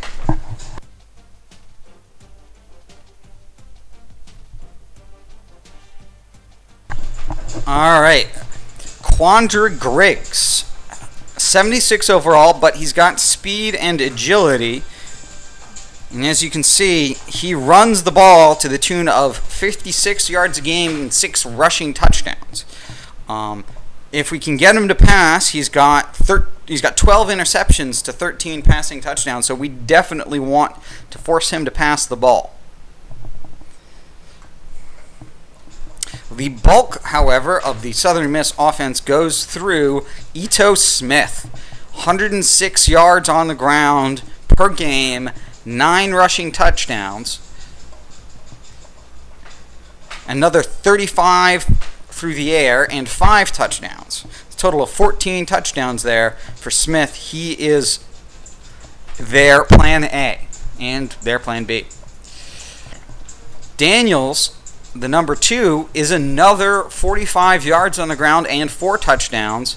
No receptions to speak of. So they very well might be running a 2 halfback set. And triple option, as we've seen with a number of user teams, is super dangerous. Fullback, not really one to speak of. They play tight end there. Wide receiver, Staggers gets 77. Robertson gets less than 20, as does Watkins less than 15. So it's Staggers through the air and Allen a little bit, but not much. Washington as well actually gets more. He's the second tight end. The line, a relative weakness of their team, 72, 73, 78, 72, 84. 2 good linemen and the rest sub-average. We're hoping to exploit that, get in the backfield a little bit.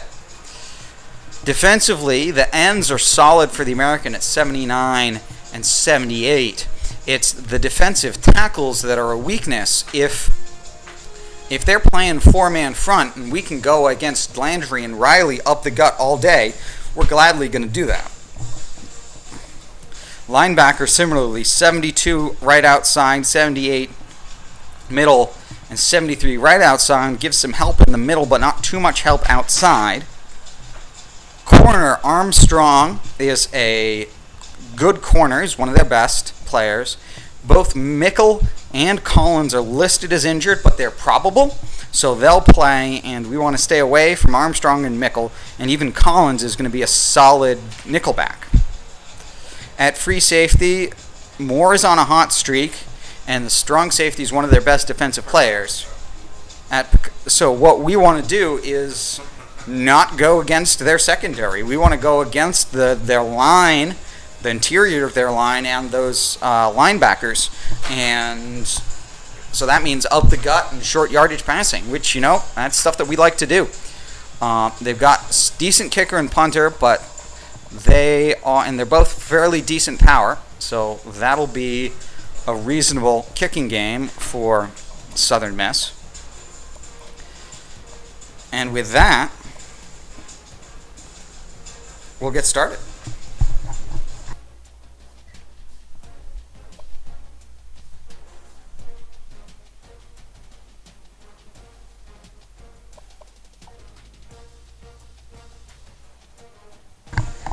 Thank you, Coach Ninja, giving us the heads up on the what for.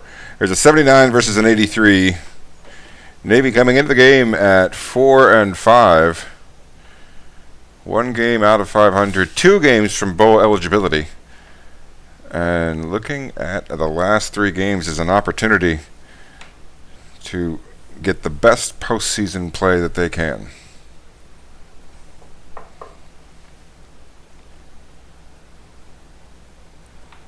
Special situation in the academy, of course. These kids have to go through a lot just to get to the field. Drills and studying. The tough academics of the United States Naval Academy. Oh yeah, and football too.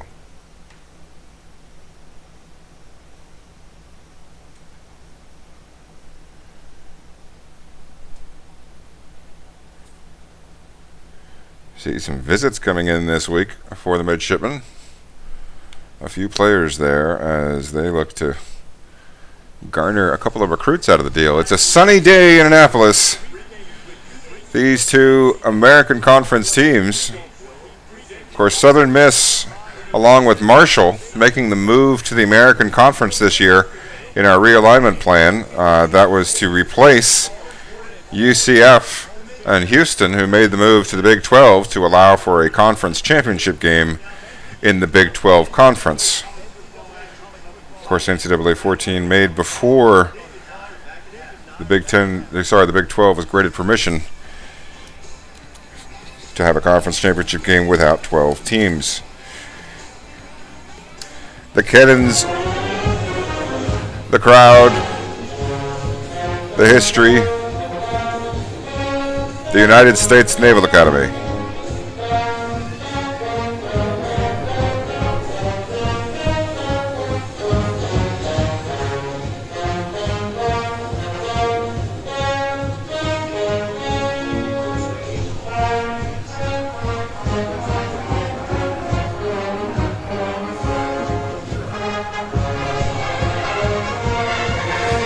It's a packed house here at Navy Marine Corps Memorial Stadium.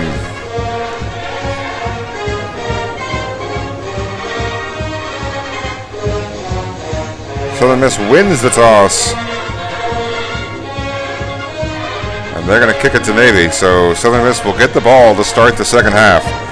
You see Coach Inja making the pregame adjustments on both sides of the ball, knocking that off the to-do list here in the early going. Carmona fields it just outside the end zone, breaks outside the 20. A decent return all the way out to the 28-yard line.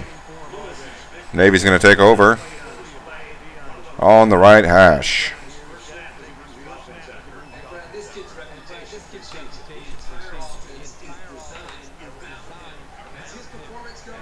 They're going to spread them out to start. 5 wide receivers. You see Cologne in that right slot there on the drag route.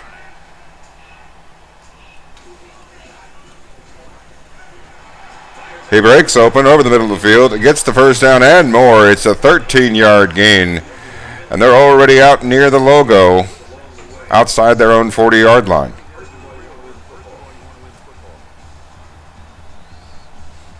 Lewis's first pass gets 13 yards. Great way to start the game through the air.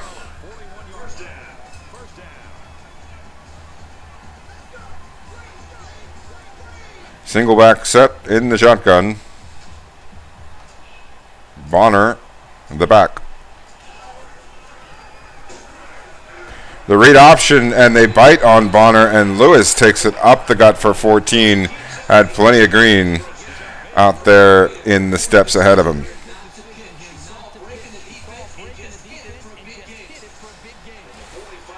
They're across the midfield stripe into Southern Miss territory here on the opening drive. We're just a few seconds into the ball game. The crowd's still on their feet, covering the hill there in the background. More people than they could find seats for. Single back again. Lewis throws it into coverage, and the defender, McKell, able to get a hand on it. Knocks it to the ground. Now going to be 2nd and 10. We'll see how Navy responds.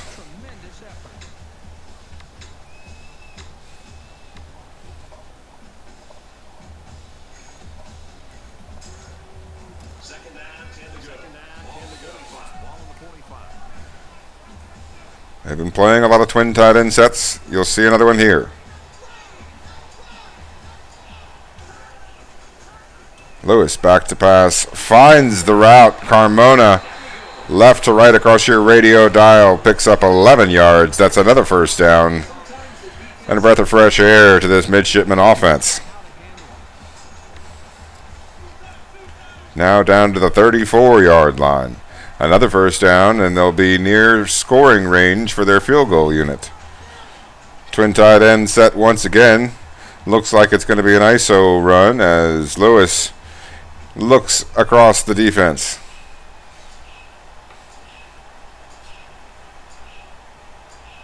Taking a breather. Hiking it late. Bonner up the gut. He'll pick up 5 on the opening salvo of that set of downs. Going to set them up with second and reasonable. 25 feet.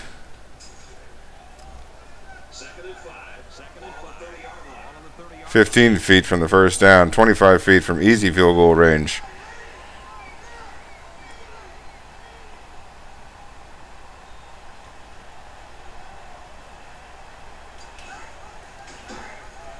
And on 2nd and 5, the read option goes up the gut. Bonner unable to get going out of the backfield, and he's held up by Riley for a loss of 1. Now going to be 3rd and 6. The ball's in the middle of the park.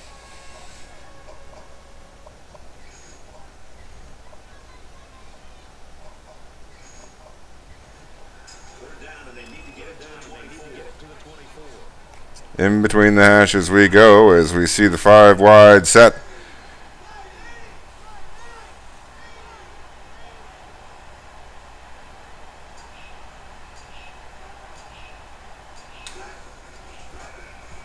Lewis back to pass. It's intercepted by Moore over the middle of the park. Breaks the tackle, but not the third. Picks up about 7 or 8 yards on the return.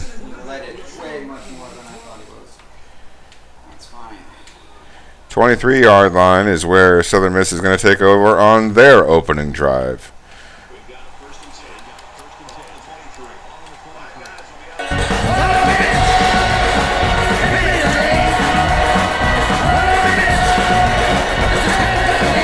Great stick.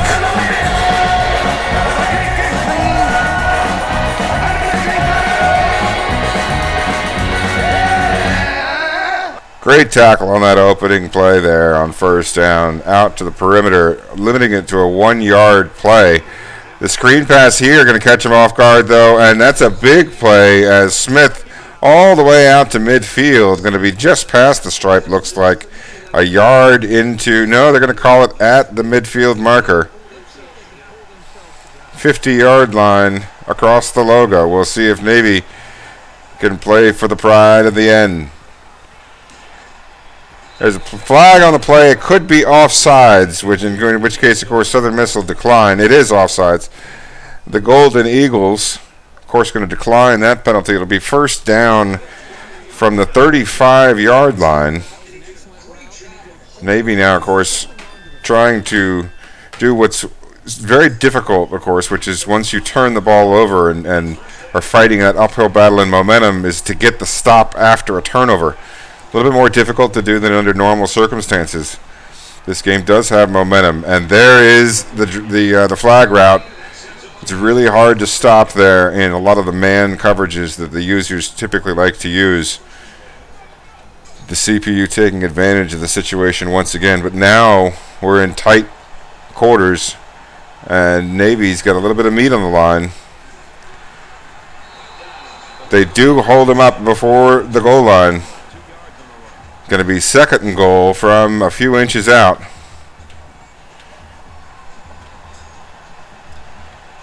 Navy audibles into the heavy package. There's a marker, but it might be another offsides. Yes, it is. That's going to be declined again. And the first points of the ball game are going to go to Southern Miss following the turnover. We're here still in the early going, just a few minutes into the ball game. About halfway through the first quarter as Southern Miss strikes first.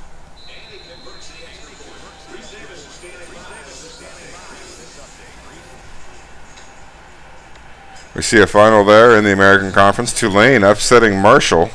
Tulane, of course, got a big win against Navy a few weeks ago, but since then, the midshipmen finding a winning form.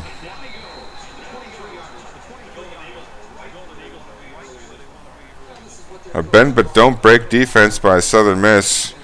Found a way to get a turnover in the red zone, but Navy was able to move the ball down the field with patience and a good amount of success prior to that pick.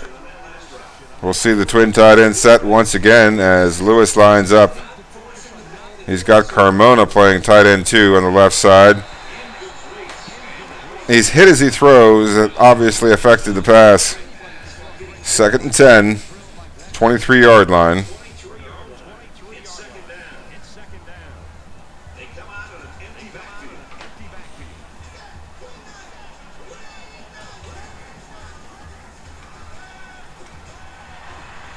Good play, the alternate look, the dragging slant route.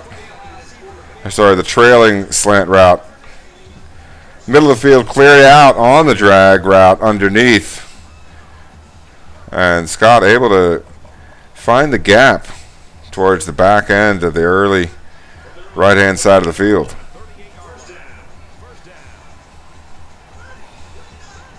It's going to keep Southern Miss guessing, of course.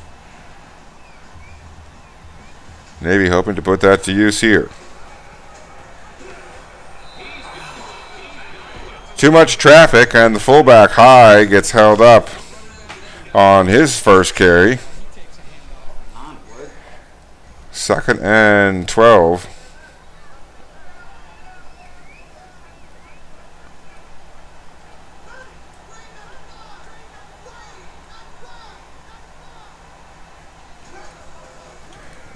Single back set out of the shotgun. Hits Bonner out of the backfield. The delay route out into the flat by the halfback. Daryl Bonner coming up with his first catch. It goes for 9. Now going to be 3rd and 6 feet. A much more comfortable setup. But Navy needing a conversion here.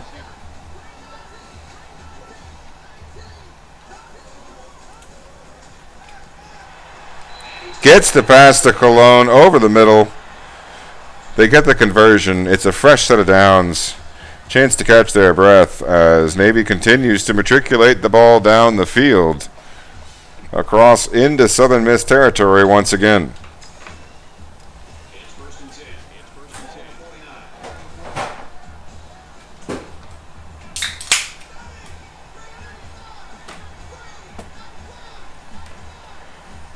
The eye tight once again for the middies.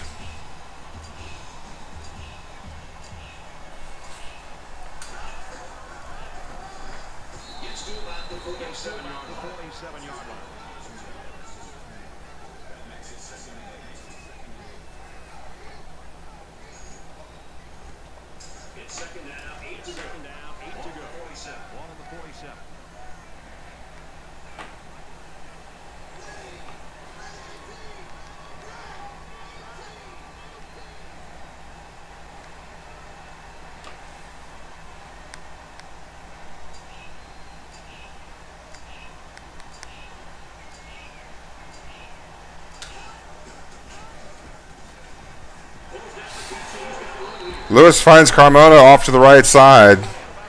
A 6-yard gain. Going to set him up with another 3rd and short.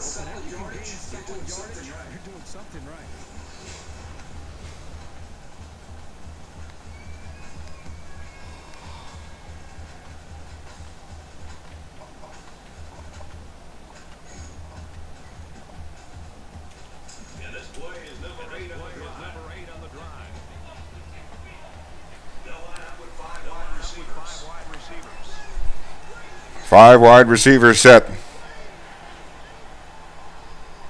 Lewis surveys the field.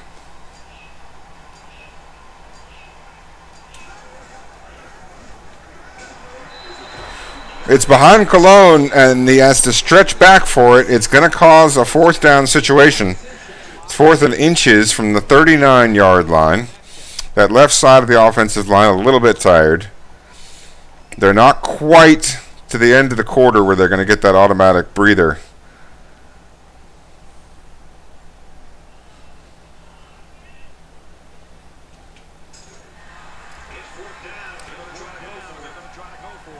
And Navy's taking a roll of the dice. Gets the first down. Lewis up the gut on the sneak. A 5-yard gain. Not the easiest decision in this league. Coaches are permitted 12 fourth down attempts throughout the season. Navy coming into the game with 3 fourth down attempts, having plenty to spend on this stretch run. The first one gets spent there to good use. It is a conversion.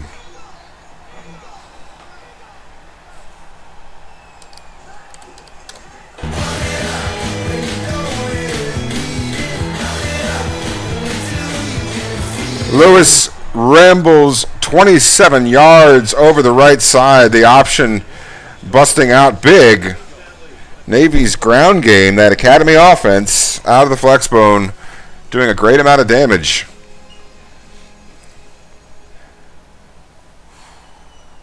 We're going to open the second quarter with Navy 8 yards from tying this football game.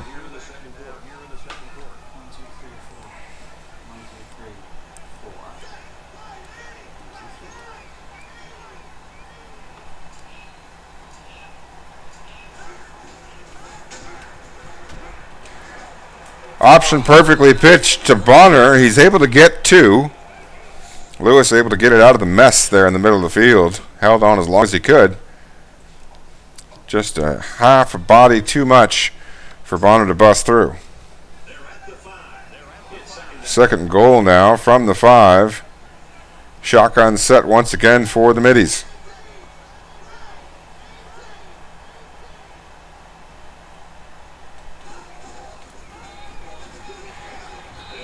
Bonner gets it up the gut, gets 4. They're going to call it 1 or 2. It's really close. Third and goal it is. A yard and a half away.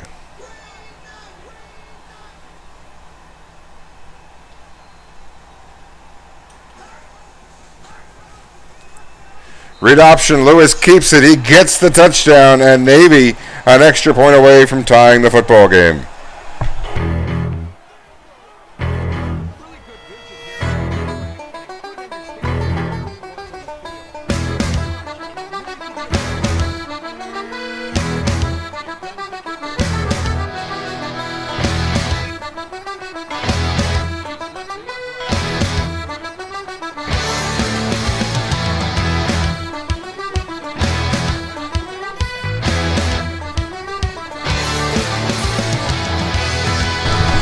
We're about 1 minute into the second quarter here at Navy Marine Corps Memorial Stadium. The midshipmen tying the football game on a 13-play, 75-yard drive that ate up over 5 minutes of the football game.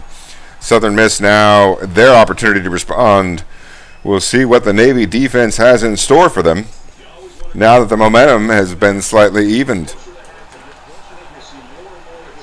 It's the 4-3 set for the midshipmen. Norton lining up from the blitzing position. Another one breaks through.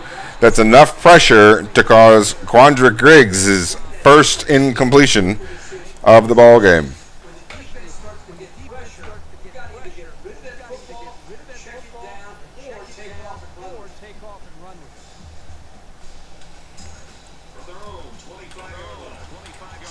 Four down lineman for the midshipmen once again as Norton patrolling the defensive backfield.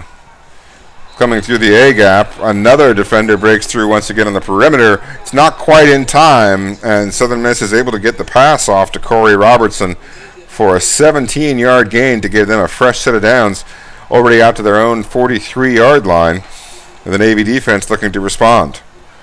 Heavy pressure, and it's going to be a tackle for loss. They're going to count it as a run up the gut for a loss of 1, even though it is 2nd and 10.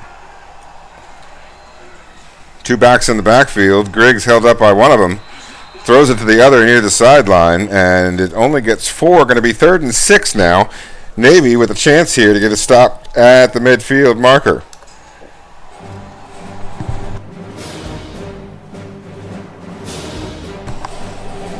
Griggs drops back cleanly. It's a screen pass, and Navy on the tackle. It's a loss of 6. They were all over that play on 3rd down. And the reward is possession, as we'll see the Southern Miss special teams unit come out onto the field, no doubt, 4th and 12 on their own 40. Going to have to give the ball back to the midshipmen with an opportunity to take the lead here with 6 minutes left in the second frame.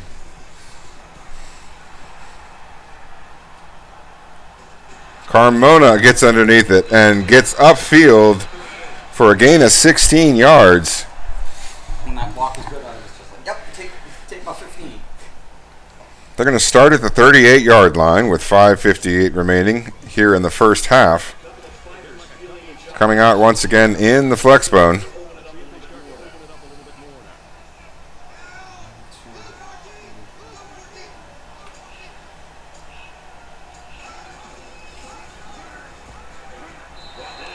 Lewis keeps it, gets positive yards, 4 of them on the first play.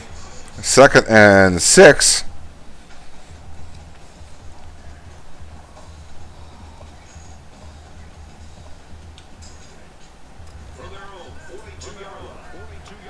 .535 to go in the first half. The spread set as we see Lewis is heated up.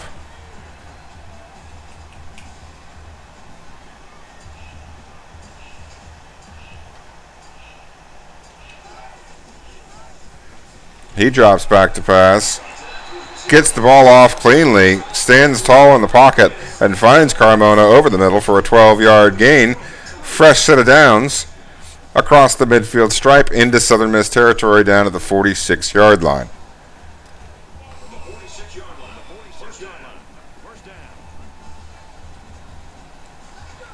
There's the flex bone once again against that 4-man front. You see a couple of the Southern Miss players starting to breathe a little bit heavier. Few plays in a row, few running plays in a row. Next thing you know, the defense, they've taken their knocks. This time they respond, but it's still not quite in time as Lewis still able to get 2 yards. Going to be 2nd and 8 now at the 44. As Navy looks like they're going to go back to that eye tight. Bring out the twin tight end set. Carmona ad-libbing as tight end 2 over there on the left side.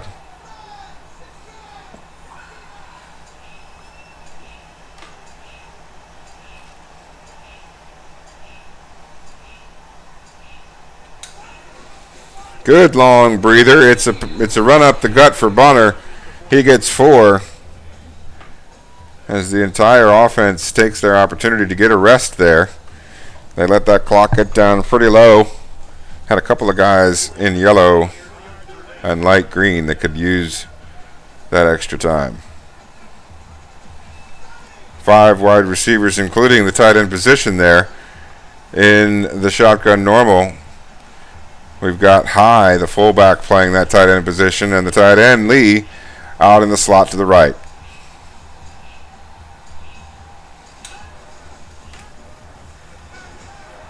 He breaks open on a 5-yard out, picks up about another 9 after the play. Down to the 27 go the middies, 3:27 and counting here in the second quarter.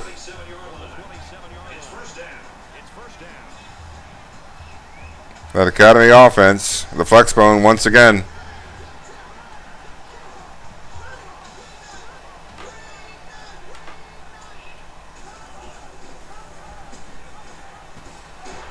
Good read by Lewis. He keeps it. He picks up the first down. Excellent blocking as well all over the place on that play as Lewis now up to 65 yards rushing. The midshipman down to the 16.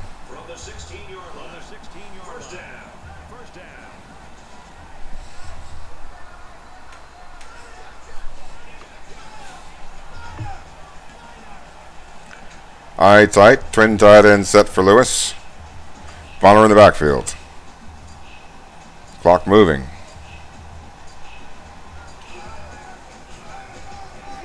It's a handoff up the gut. Bonner picks up 3 on first down. Now 2nd and 7.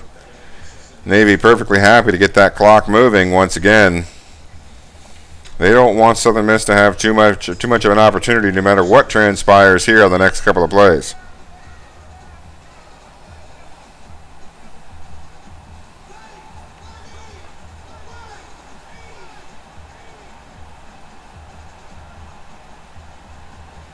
As such, they're going to let that clock go down as far as they can.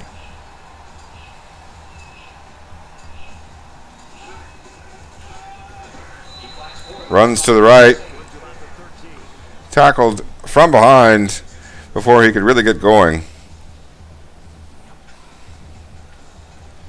Now 3rd and 7 from the 13. As we're under 2 minutes.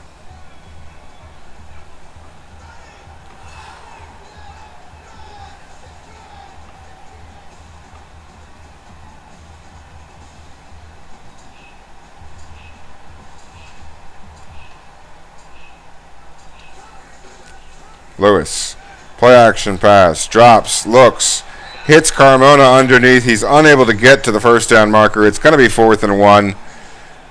Navy's spent 4. Will they spend one more? Will they kick it? Will they take the lead there? We're under a minute. They did keep the ball on the ground. That's going to allow them to kick this later in the play clock as well and rip off another extra 15 or so seconds.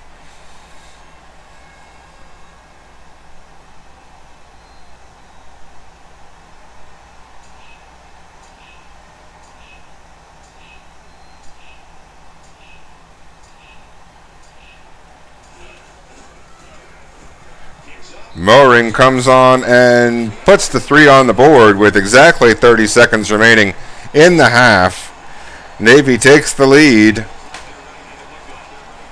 10-7. We'll no doubt be seeing the 2-minute drill by Southern Miss. Navy quite aware of that. They're going to respond accordingly.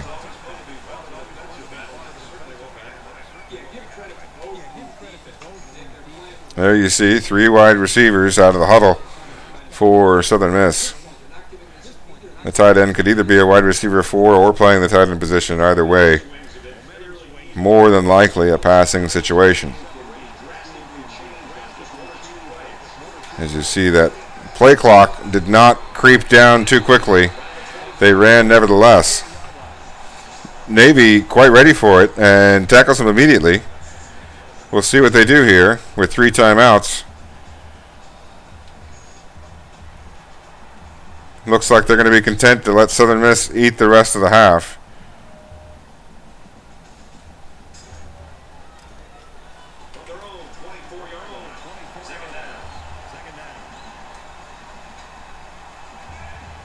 Tick, tick, tick, go. The seconds on the clock. What will Southern Miss do?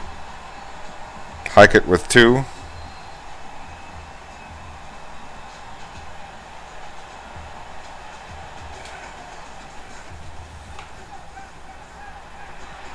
Pass to the right side, tackled just after the marker. Nothing comes of it but 12 yards as Kez Watkins makes the catch. 10-7 at the break. The midshipmen lead. A finely managed first half sees Navy bounce back after that turnover that gave Southern Miss the 7-0 lead. The Middies came roaring back with 10 points of their own.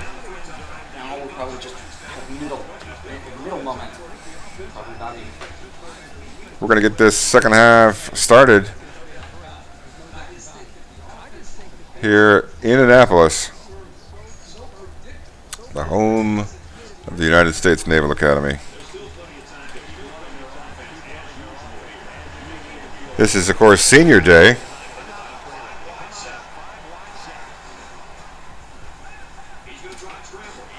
Good pressure. Delayed by the middle linebacker, but he breaks the tackle, and a secondary player brings Griggs down after a 24-yard gain.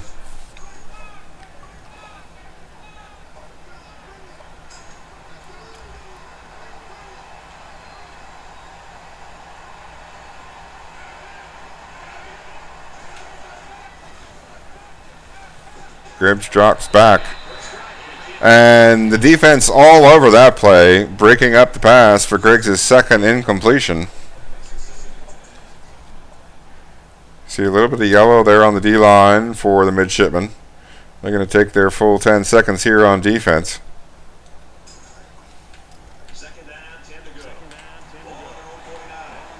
13 seconds into the third quarter.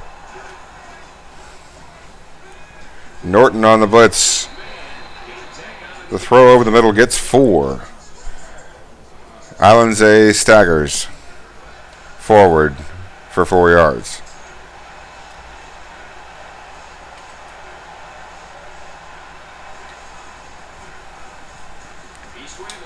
Polu flushes him. Unable to get the tackle out of the pocket. Griggs off to the races again. He's causing all sorts of problems scrambling out of the pocket for another big gain. He's got 2 carries for 46 yards. You can bet your bottom dollar Navy will be making the proper adjustments that he won't be able to scramble so much the rest of this game, as Norton delays the blitz on the right and Allen catches the ball to the left for just 6 feet. Now going to be 2nd and 8. Navy looking to make the stand here.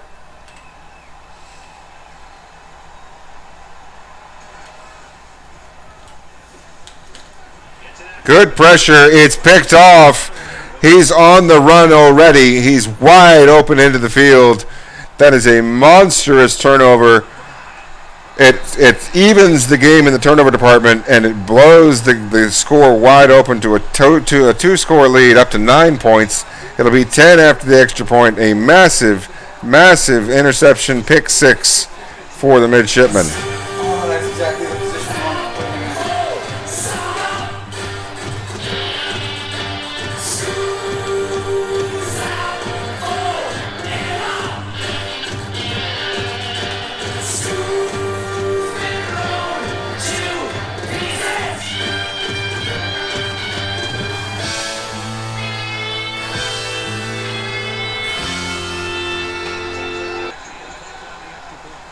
17-7.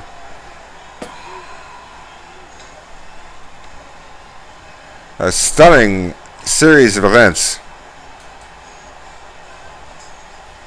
We see there Navy making the adjustments to contain that scrambling quarterback even after such a successful play.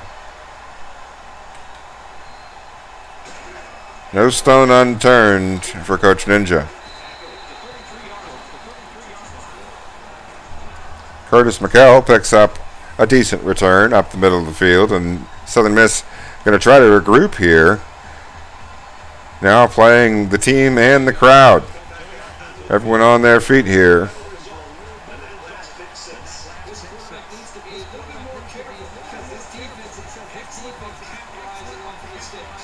Over the middle goes Whitehead. He's brought down prior to the first down marker. Going to be every coach's favorite down and distance.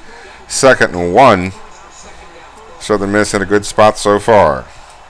Navy trying to stiffen. Wide up the middle into the open space. And T-Rod Daniels picks up a monstrous gain on the ground. Right through the heart of the defense. Beat one defender in the gap and was off to the races. Lightning in a bottle finds Southern Miss pulling within 3.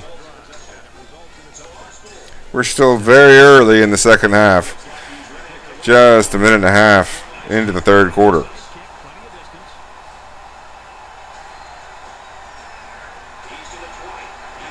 Carmona breaks it out wide to the left, picks up an extra 15 yards. It's going to be a 36-yard return. Going to set Navy up with excellent field position out to their own 33-yard line.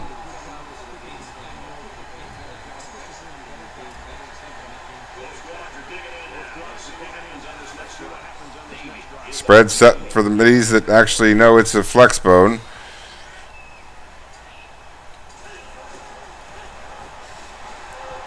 To give up the gut to High, the fullback. Gashes forward for 7 yards. That's his second carry of the game.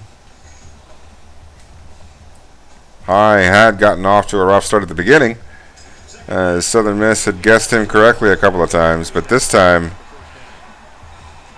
he gets off the blocks rather quickly, picks up 21 feet.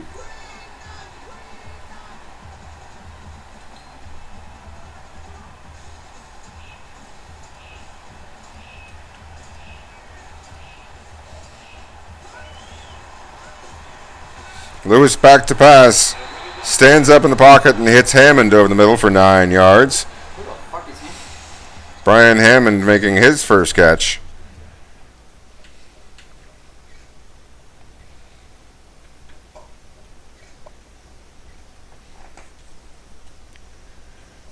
Brian Hammond, a not oft used player. Coach might be looking to double check to see that he isn't a spy for Southern Miss that was afraid to play against the middies. Figured he should go ahead and hop sidelines so that he could play for the midshipmen. Hammond is indeed the second fullback and came on in a flexbone set to give somebody a breather.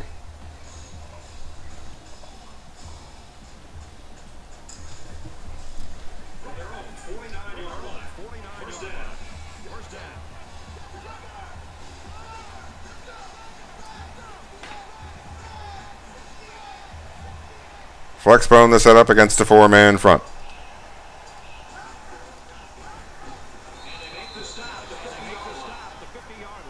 Lewis keeps it forward for 1. He's got 8 carries for 66 yards. Second and 9. 50. Ball on the 50. Navy is up by 3.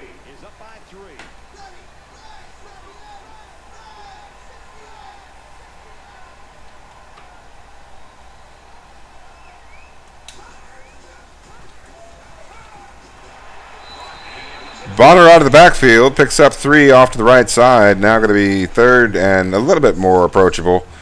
6 yards to go for the first down.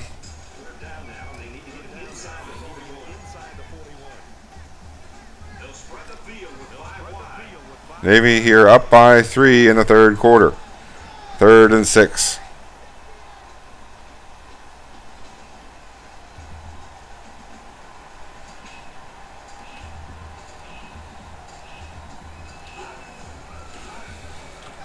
Lewis back to pass. Unable to get it to a receiver. Now going to be 4th and 6 at the 47.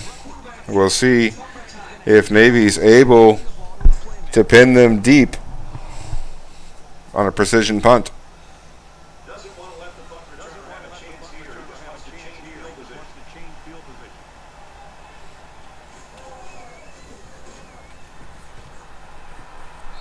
High up into the air, and it goes out of bounds. We'll see where they spot it. 29. The 29-yard line, the marker, where Southern Miss will take over, trailing by a field goal halfway through the third quarter.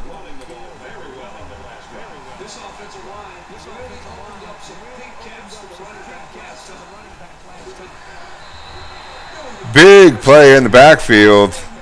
Griggs barely able to get the ball off under tremendous pressure almost immediately from his right side as Navy blew up the protection of the offensive line. 2nd and 10. Oh, God. The hole's tight, but Smith finds his way through. He's got a convoy with him, and he's scored another big run. A 71-yard run by Ito Smith. Another big run for him. And you start to see how Southern Miss has come into this game with such a strong, statistically strong running game. Yeah, they do that, apparently. 2 touchdowns see Southern Miss regain the lead after Navy had led 17-7. The result of which finds us in a 4-point ball game as Carmona works his way up the right side near the 30-yard line out to what looks to be about the 29.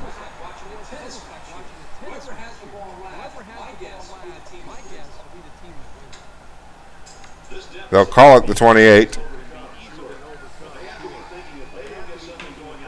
Navy calls a shotgun set.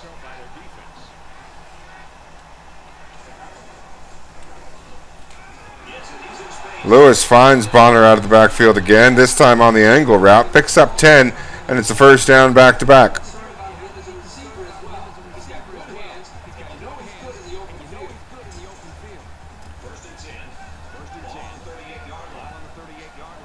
We see Lewis 13 out of 17 so far on the day.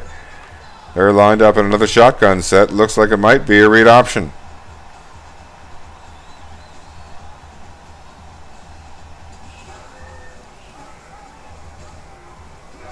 Lewis keeps it, gets forward for 2. Going to result in 2nd and 8.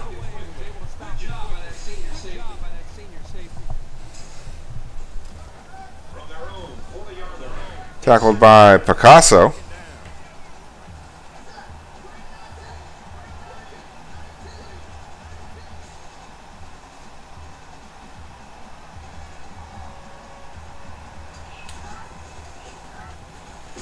Twin tight end set, and Lewis hits Carmona from left to right on the drag route. Picks up 9 and a first down. That's the 5th catch of the day for Carmona. He's up to 44 yards receiving. It's a good chunk of Lewis's 124.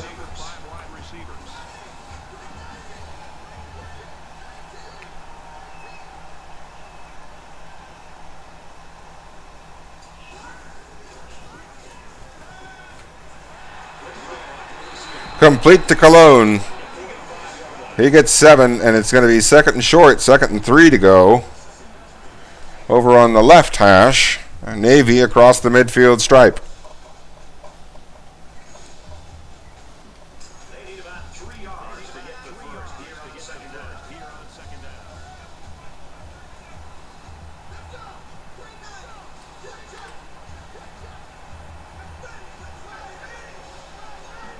More machinations and audibles at the line of scrimmage. Lewis directing traffic.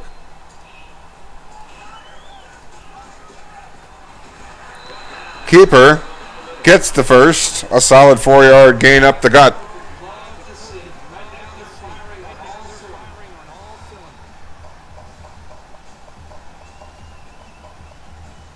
Clock once again moving.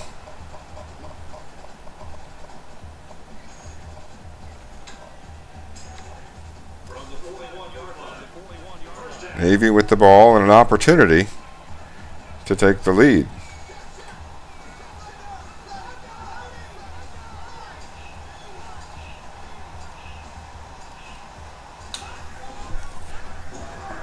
Lewis audibles again. Bonner gets 1.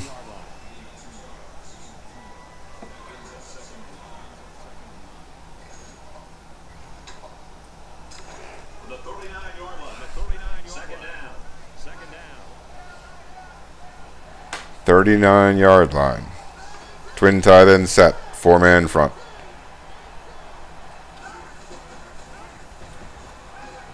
Play action pass. Lewis finds Lee. Falls forward. Picks up an extra 3. And that's his 2nd catch of the day. Lewis up to 151 yards. And Navy knocking on the door down to the 19-yard line.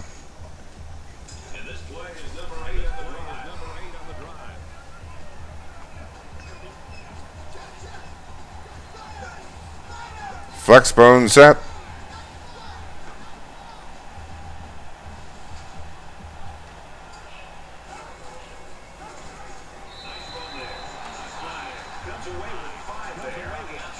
High picks up the 5 up the gut. Now going to be 2nd and 5. We're in the dying embers of the 3rd period. 12 seconds and counting.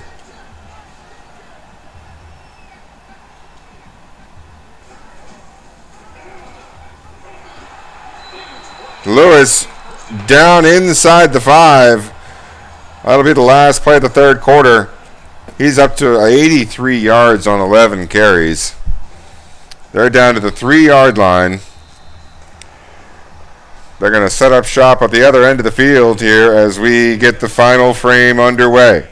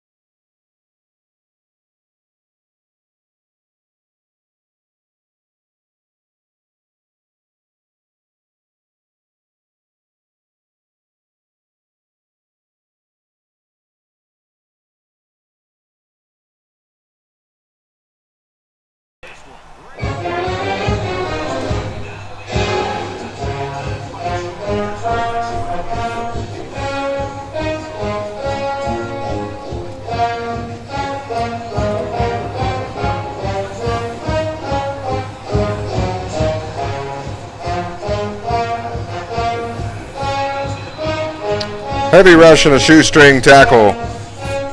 Alanzay staggers forward. It's a first down. Navy regroups on defense. Norton on the blitz, and Thomas backing him up brings down Edo Smith, who surprisingly is only at 82 yards, but just on 6 carries. Smith again up the gut, and he gets 2. That's enough for the first down.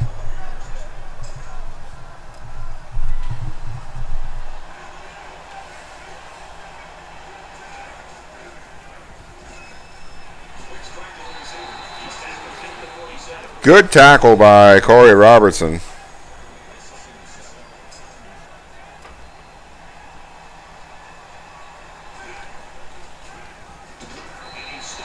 Or tackle by Micah Thomas.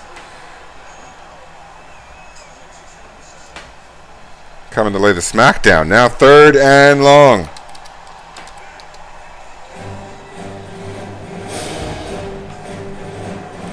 Polu causing some mischief. Smith makes the catch, gets shoved out of bounds. Navy coming up with a big stop here in the 4th quarter. And it looks like Southern Miss is going to go for it on 4th and 8. Taking a big gamble right now with 7 minutes left. Huge play coming up here.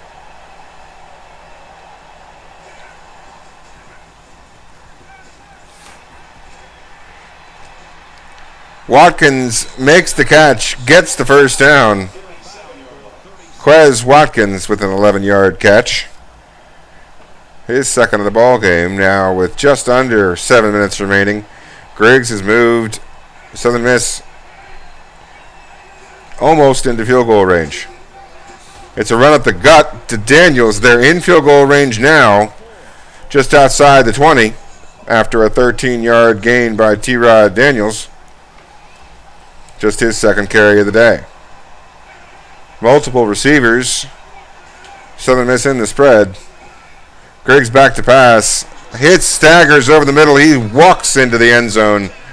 And Southern Miss retakes the lead with 6:31 left in the ball game. Navy going to have the football once again. And we'll see how they respond trailing by 4 points.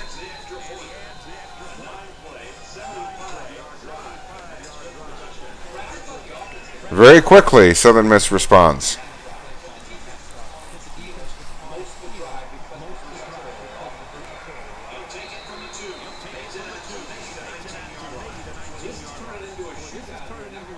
28-24, Southern Miss leading Navy.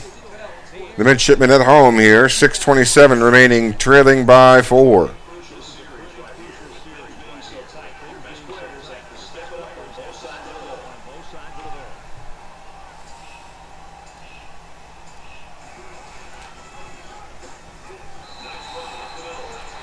Lewis up the gut for 7, gets us started off, and it's 2nd and 3.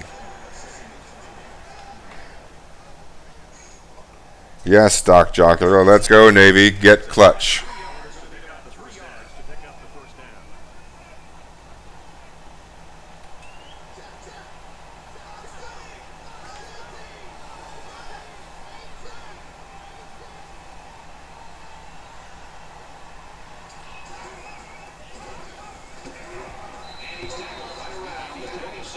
Lewis picks up 1, 3rd and short. 2 yards, the distance necessary for Navy to continue on pace. Picasso with another tackle.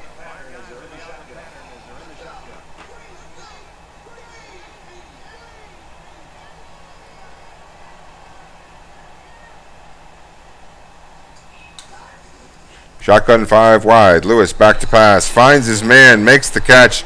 He's going to be just shy. Going to be interesting to see.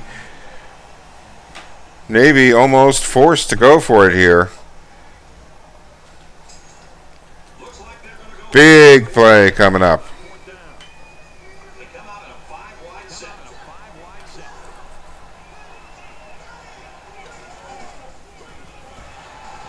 Run up the gut. Lewis gets it on 4th down. That's Navy's 5th 4th down attempt of the season.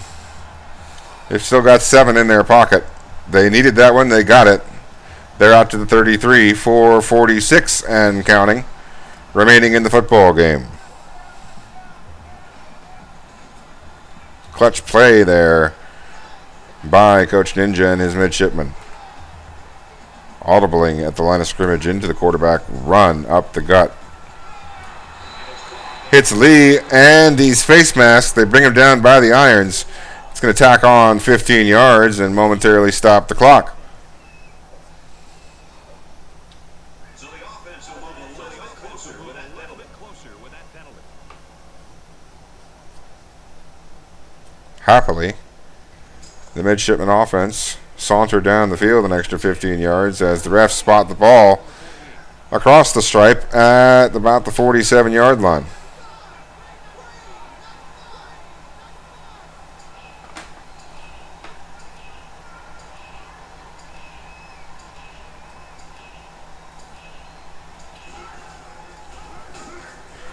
Lewis on the read option, breaks out up the middle, wide open. Gets tackled after 19 yards. He's over 100 yards, 15 carries for 115. Been a huge part of the ground game today for the midshipman. Garrett Lewis playing his tail off.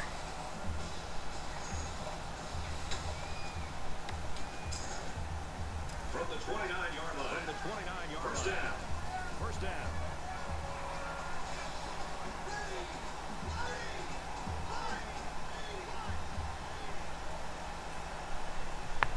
Clock has moved once again as the ball was spotted.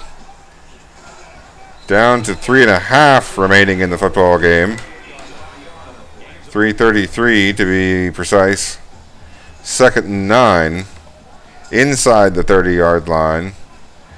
Trailing by 4.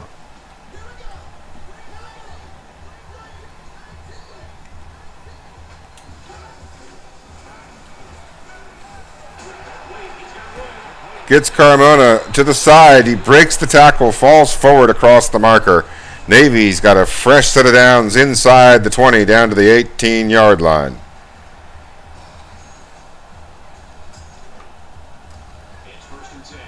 .308 remaining in the ball game.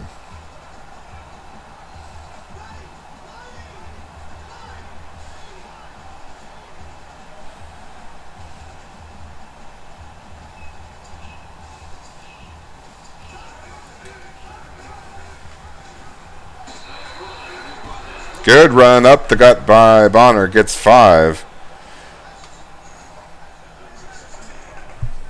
Navy's going no huddle.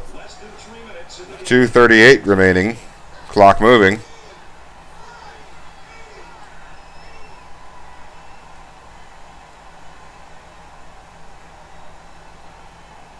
The hurry up and wait. They wanted to keep them in that defensive package, but they also want to take the time off the clock.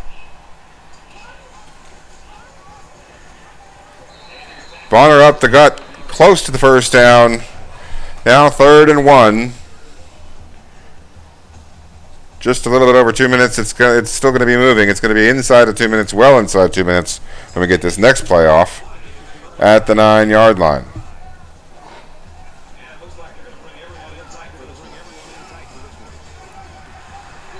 High gets the first down, picks up 5.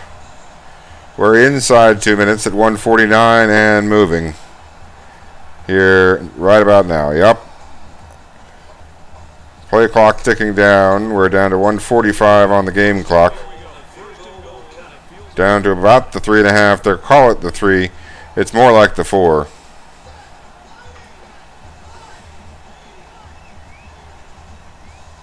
Single backfield.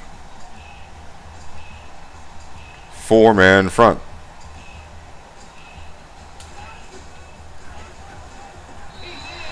Bonner gets across the paint. Navy takes the lead.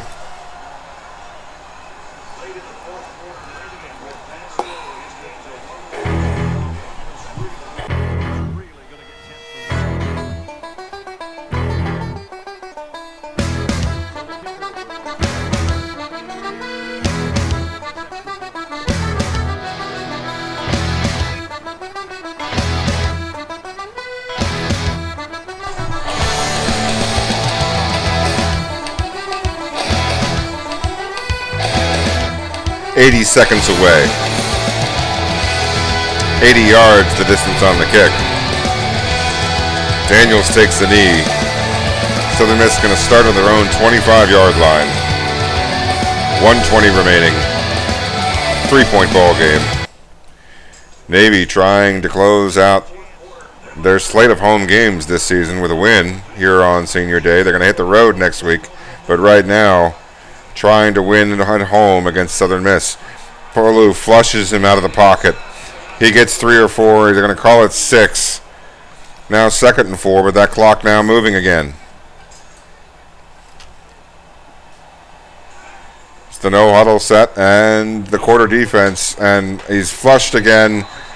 Gets tackled short of the marker. That's going to keep the clock moving, and because of that, Southern Miss uses their first timeout. It's the 34-yard line with exactly 1 minute left. 3rd down.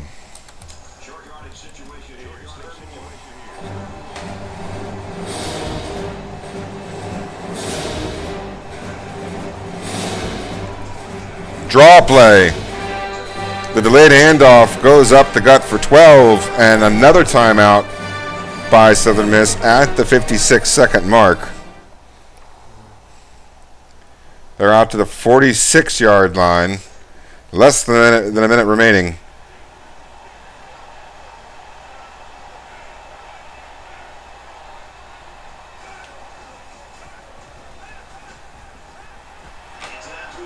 Passes it to the left. Watkins breaks the tackle, gets the first, and then gets pushed out of bounds. That's going to stop the clock with 50 seconds remaining there at the 42-yard line of the midshipmen. Navy with all 3 timeouts. 50 seconds remaining.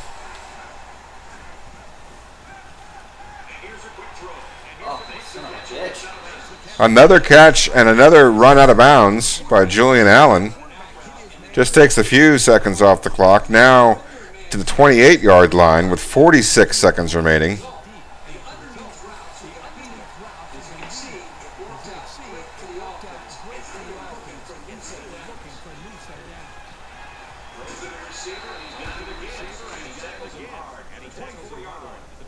That's going to keep the clock moving, and Navy uses their first timeout. 2nd and 6 at their own 24-yard line. 36 seconds remaining. Navy playing red zone defense right now. They rush the passer, and Griggs has to get rid of it quickly.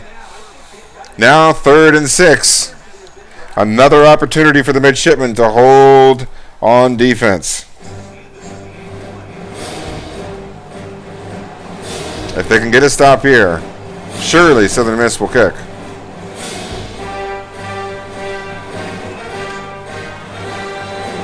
Almost picked off. Wooten deflects the pass. That's enough to bring the special teams unit out onto the field for the Golden Eagles. They're going to attempt to tie this ball game. They're at the 24-yard line. We'll call it a 41-yard attempt.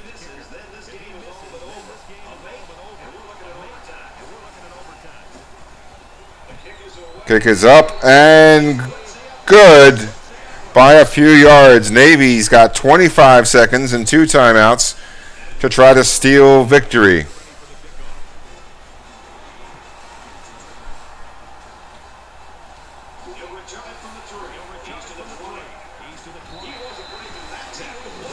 Carmona gets it out near the 30. It's a 26-yard return. 20 seconds on the clock.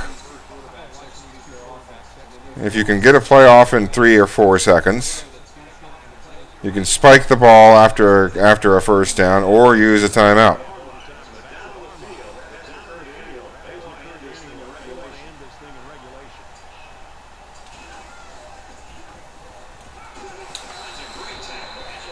He's sacked. Navy uses their first timeout. 17 seconds. They lost 8 yards.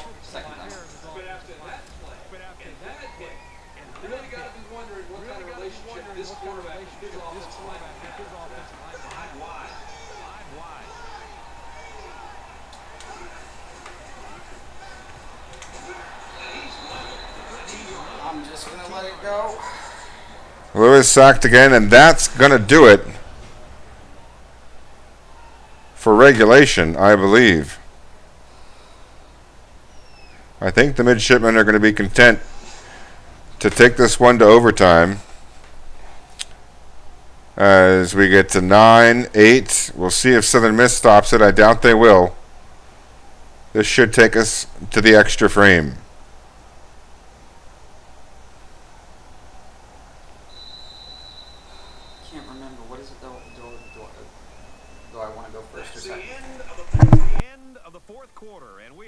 To overtime.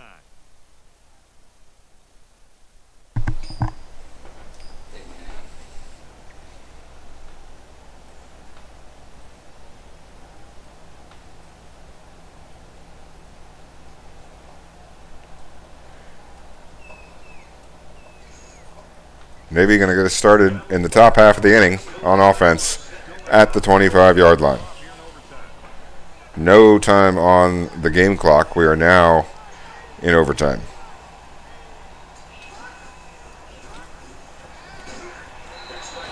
Hits Bonner. He's unable to hang on to it. That's just Lewis's 5th incompletion of the day. 2nd and 10 now from the 25.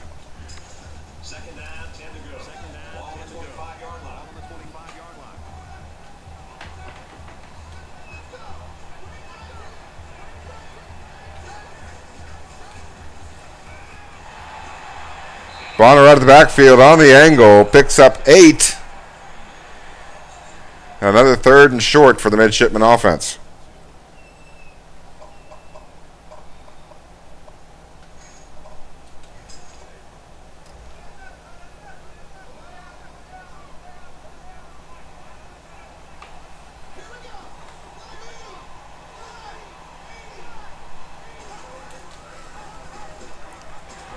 Bonner gets the handoff, gets up the gut, gets 4 yards.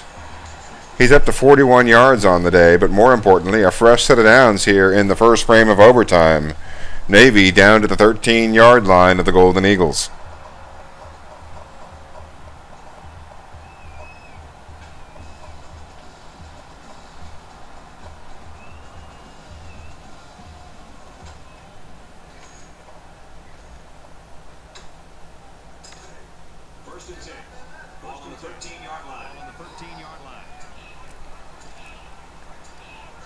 Shotgun single back set.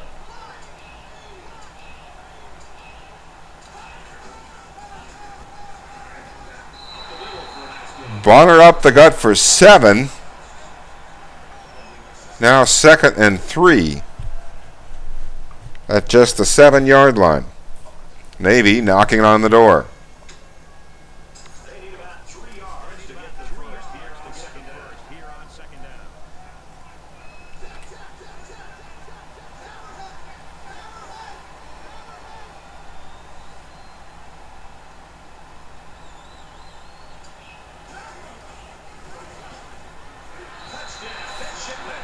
Brown, Josh Brown, 7 yards up the gut. Runs it in for the score. And Navy opens their account in overtime with a touchdown on their opening drive.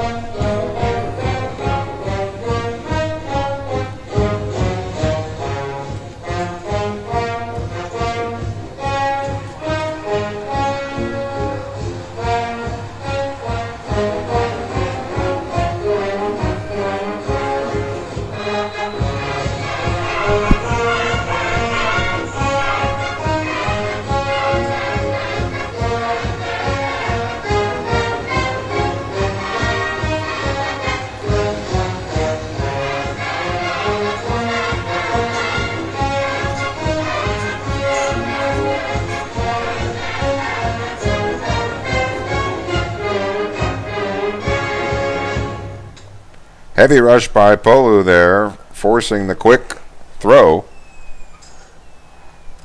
So it's 2nd and 10. 4-man front once again for the Middies.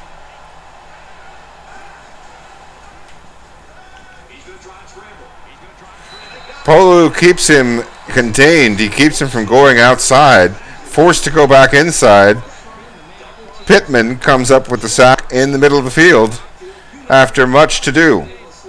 Griggs doing everything he can to run for his life back there, but eventually it was just too much. A wave of Middies coming crashing down upon him.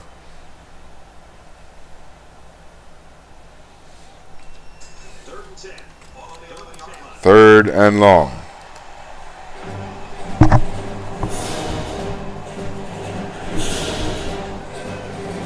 Screen pass, Griggs to the left.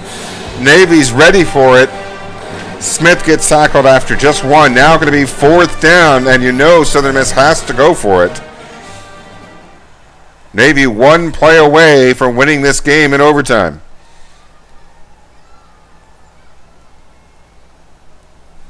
So they'll get one last stab at tying this up.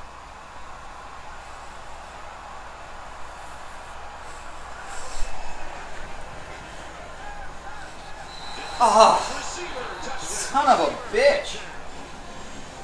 It staggers once again. When they need it most, he seems to be coming up with the big plays. Another big one there is going to send this to double overtime. Southern Miss's offense is going to stay on the field. Navy's defense is going to stay on the field, as Southern Miss is going to be having to go first in the top of the inning.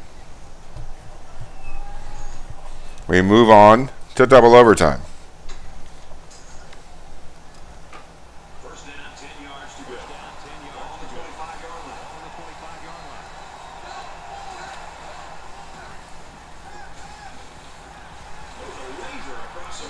line. Robertson over the middle picks up the first down. Going to be 1st and 10 from the 12.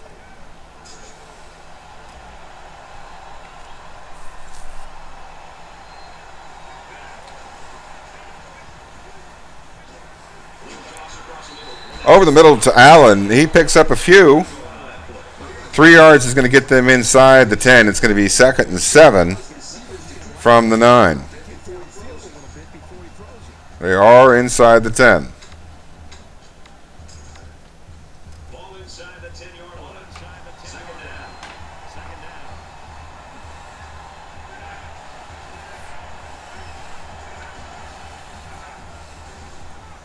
Defense trying to stiffen. Smith looking for daylight. Finds a little bit of it, but gets swallowed up before he gets to the marker. Does get up to 100 yards, but now Southern Miss facing 3rd and 3 from the 5.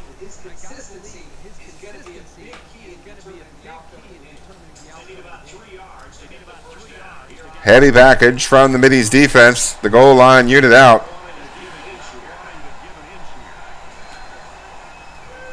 It's a screen pass off to the right side. And Griggs barely gets the pass off. And they're going to be forced to kick the field goal because they're in the top of the inning. Navy can now win it with a touchdown. If Southern Miss elects to go for it there and they don't get it, Navy can win with the field goal without even gaining a yard.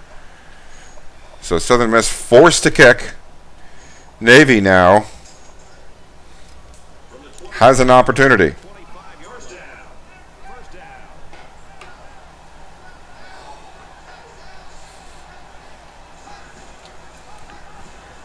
Flexbone option left, high, up the gut. Big play. Big man getting 14 yards, ramming his way up the gut to the left side. 1st and 10 from the 11. 33 feet from victory.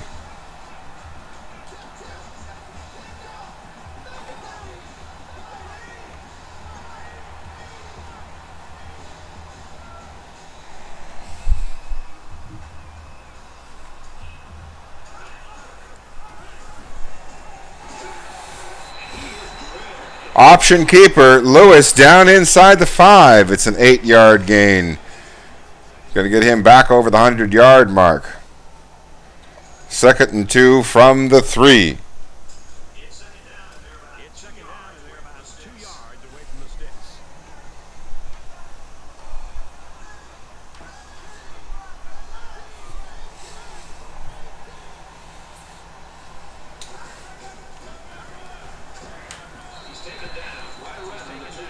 Around the 2-yard line.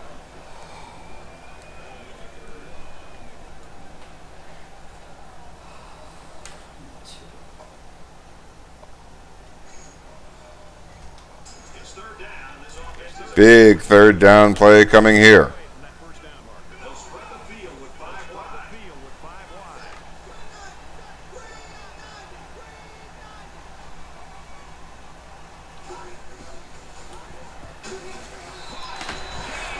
Touchdown, Midshipmen. They win it. They win it on the pass to Cologne over the middle. In double overtime, the Midshipmen coming away with a 44-41 victory. They fought, they battled, they did everything they could, and they pull it out here in double overtime, 44-41. What a ball game. What an absolutely fantastic ball game.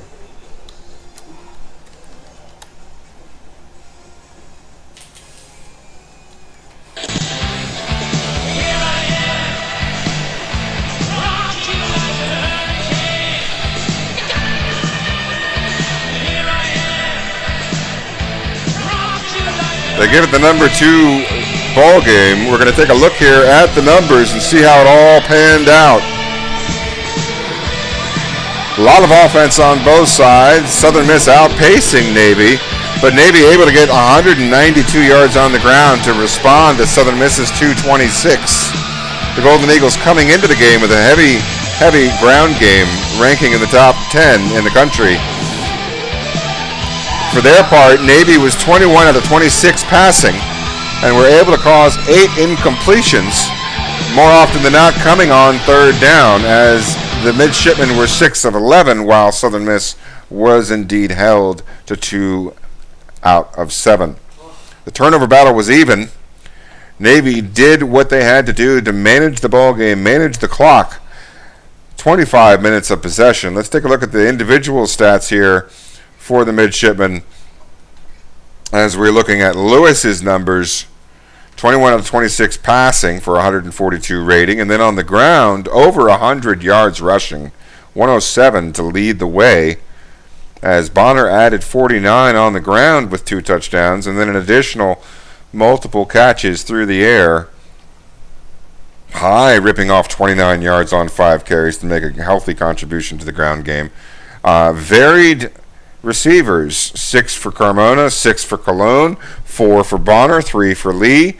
Several players involved in the passing game. Navy mixed it up and was able to move the ball down the field, both running and passing enough, and manage the football game. Once it was 17-7, and then Southern Miss came back with those 2 touchdowns to make it 21-17.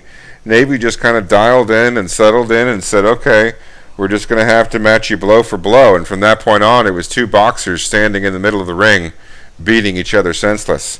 Navy thrilled to get the double overtime win. That's going to get them to 500 on the year at 5-5 as they come down the stretch. Their next ball game, we'll show you here both of the games for next week. One for Navy, one for Syracuse. Navy is going to be traveling to Tulsa, Oklahoma, to take on a game Golden Hurricane. They've beaten the Golden Eagles. Now they'll take on the Golden Hurricane out in Oklahoma. The Golden Hurricane ripping off a very strong record this year. We'll show you here what that game is going to look like for week 14. They're 7-3 right now. Navy reaching that 5-5 mark. And what does Tulsa bring to the table? Looks like the 18th ranked offense and a completely different game plan than we just saw with Southern Miss. They are 14th passing in the nation. It's going to be dime quarter defense all game. But they do have a -5 turnover differential and a 102 ranked defense. That's going to be a Memphis game plan. Navy coming up to 5-5, and then for their part, your Syracuse Orange next week is going to be facing off against Boston College in their senior day. A rivalry game for the Orange as they look to finish the season in the top 20. There's an outside chance, because of a huge win by Virginia Tech, that Syracuse might sneak in to win the division if Lamar Jackson and the Louisville Cardinals can upset a ranked NC State team next week. Southern Miss could get in with Syracuse could get in with a win into the ACC championship game. We thank you for joining us, and as we say, as we hope, you guys have a great week. Kick its ass.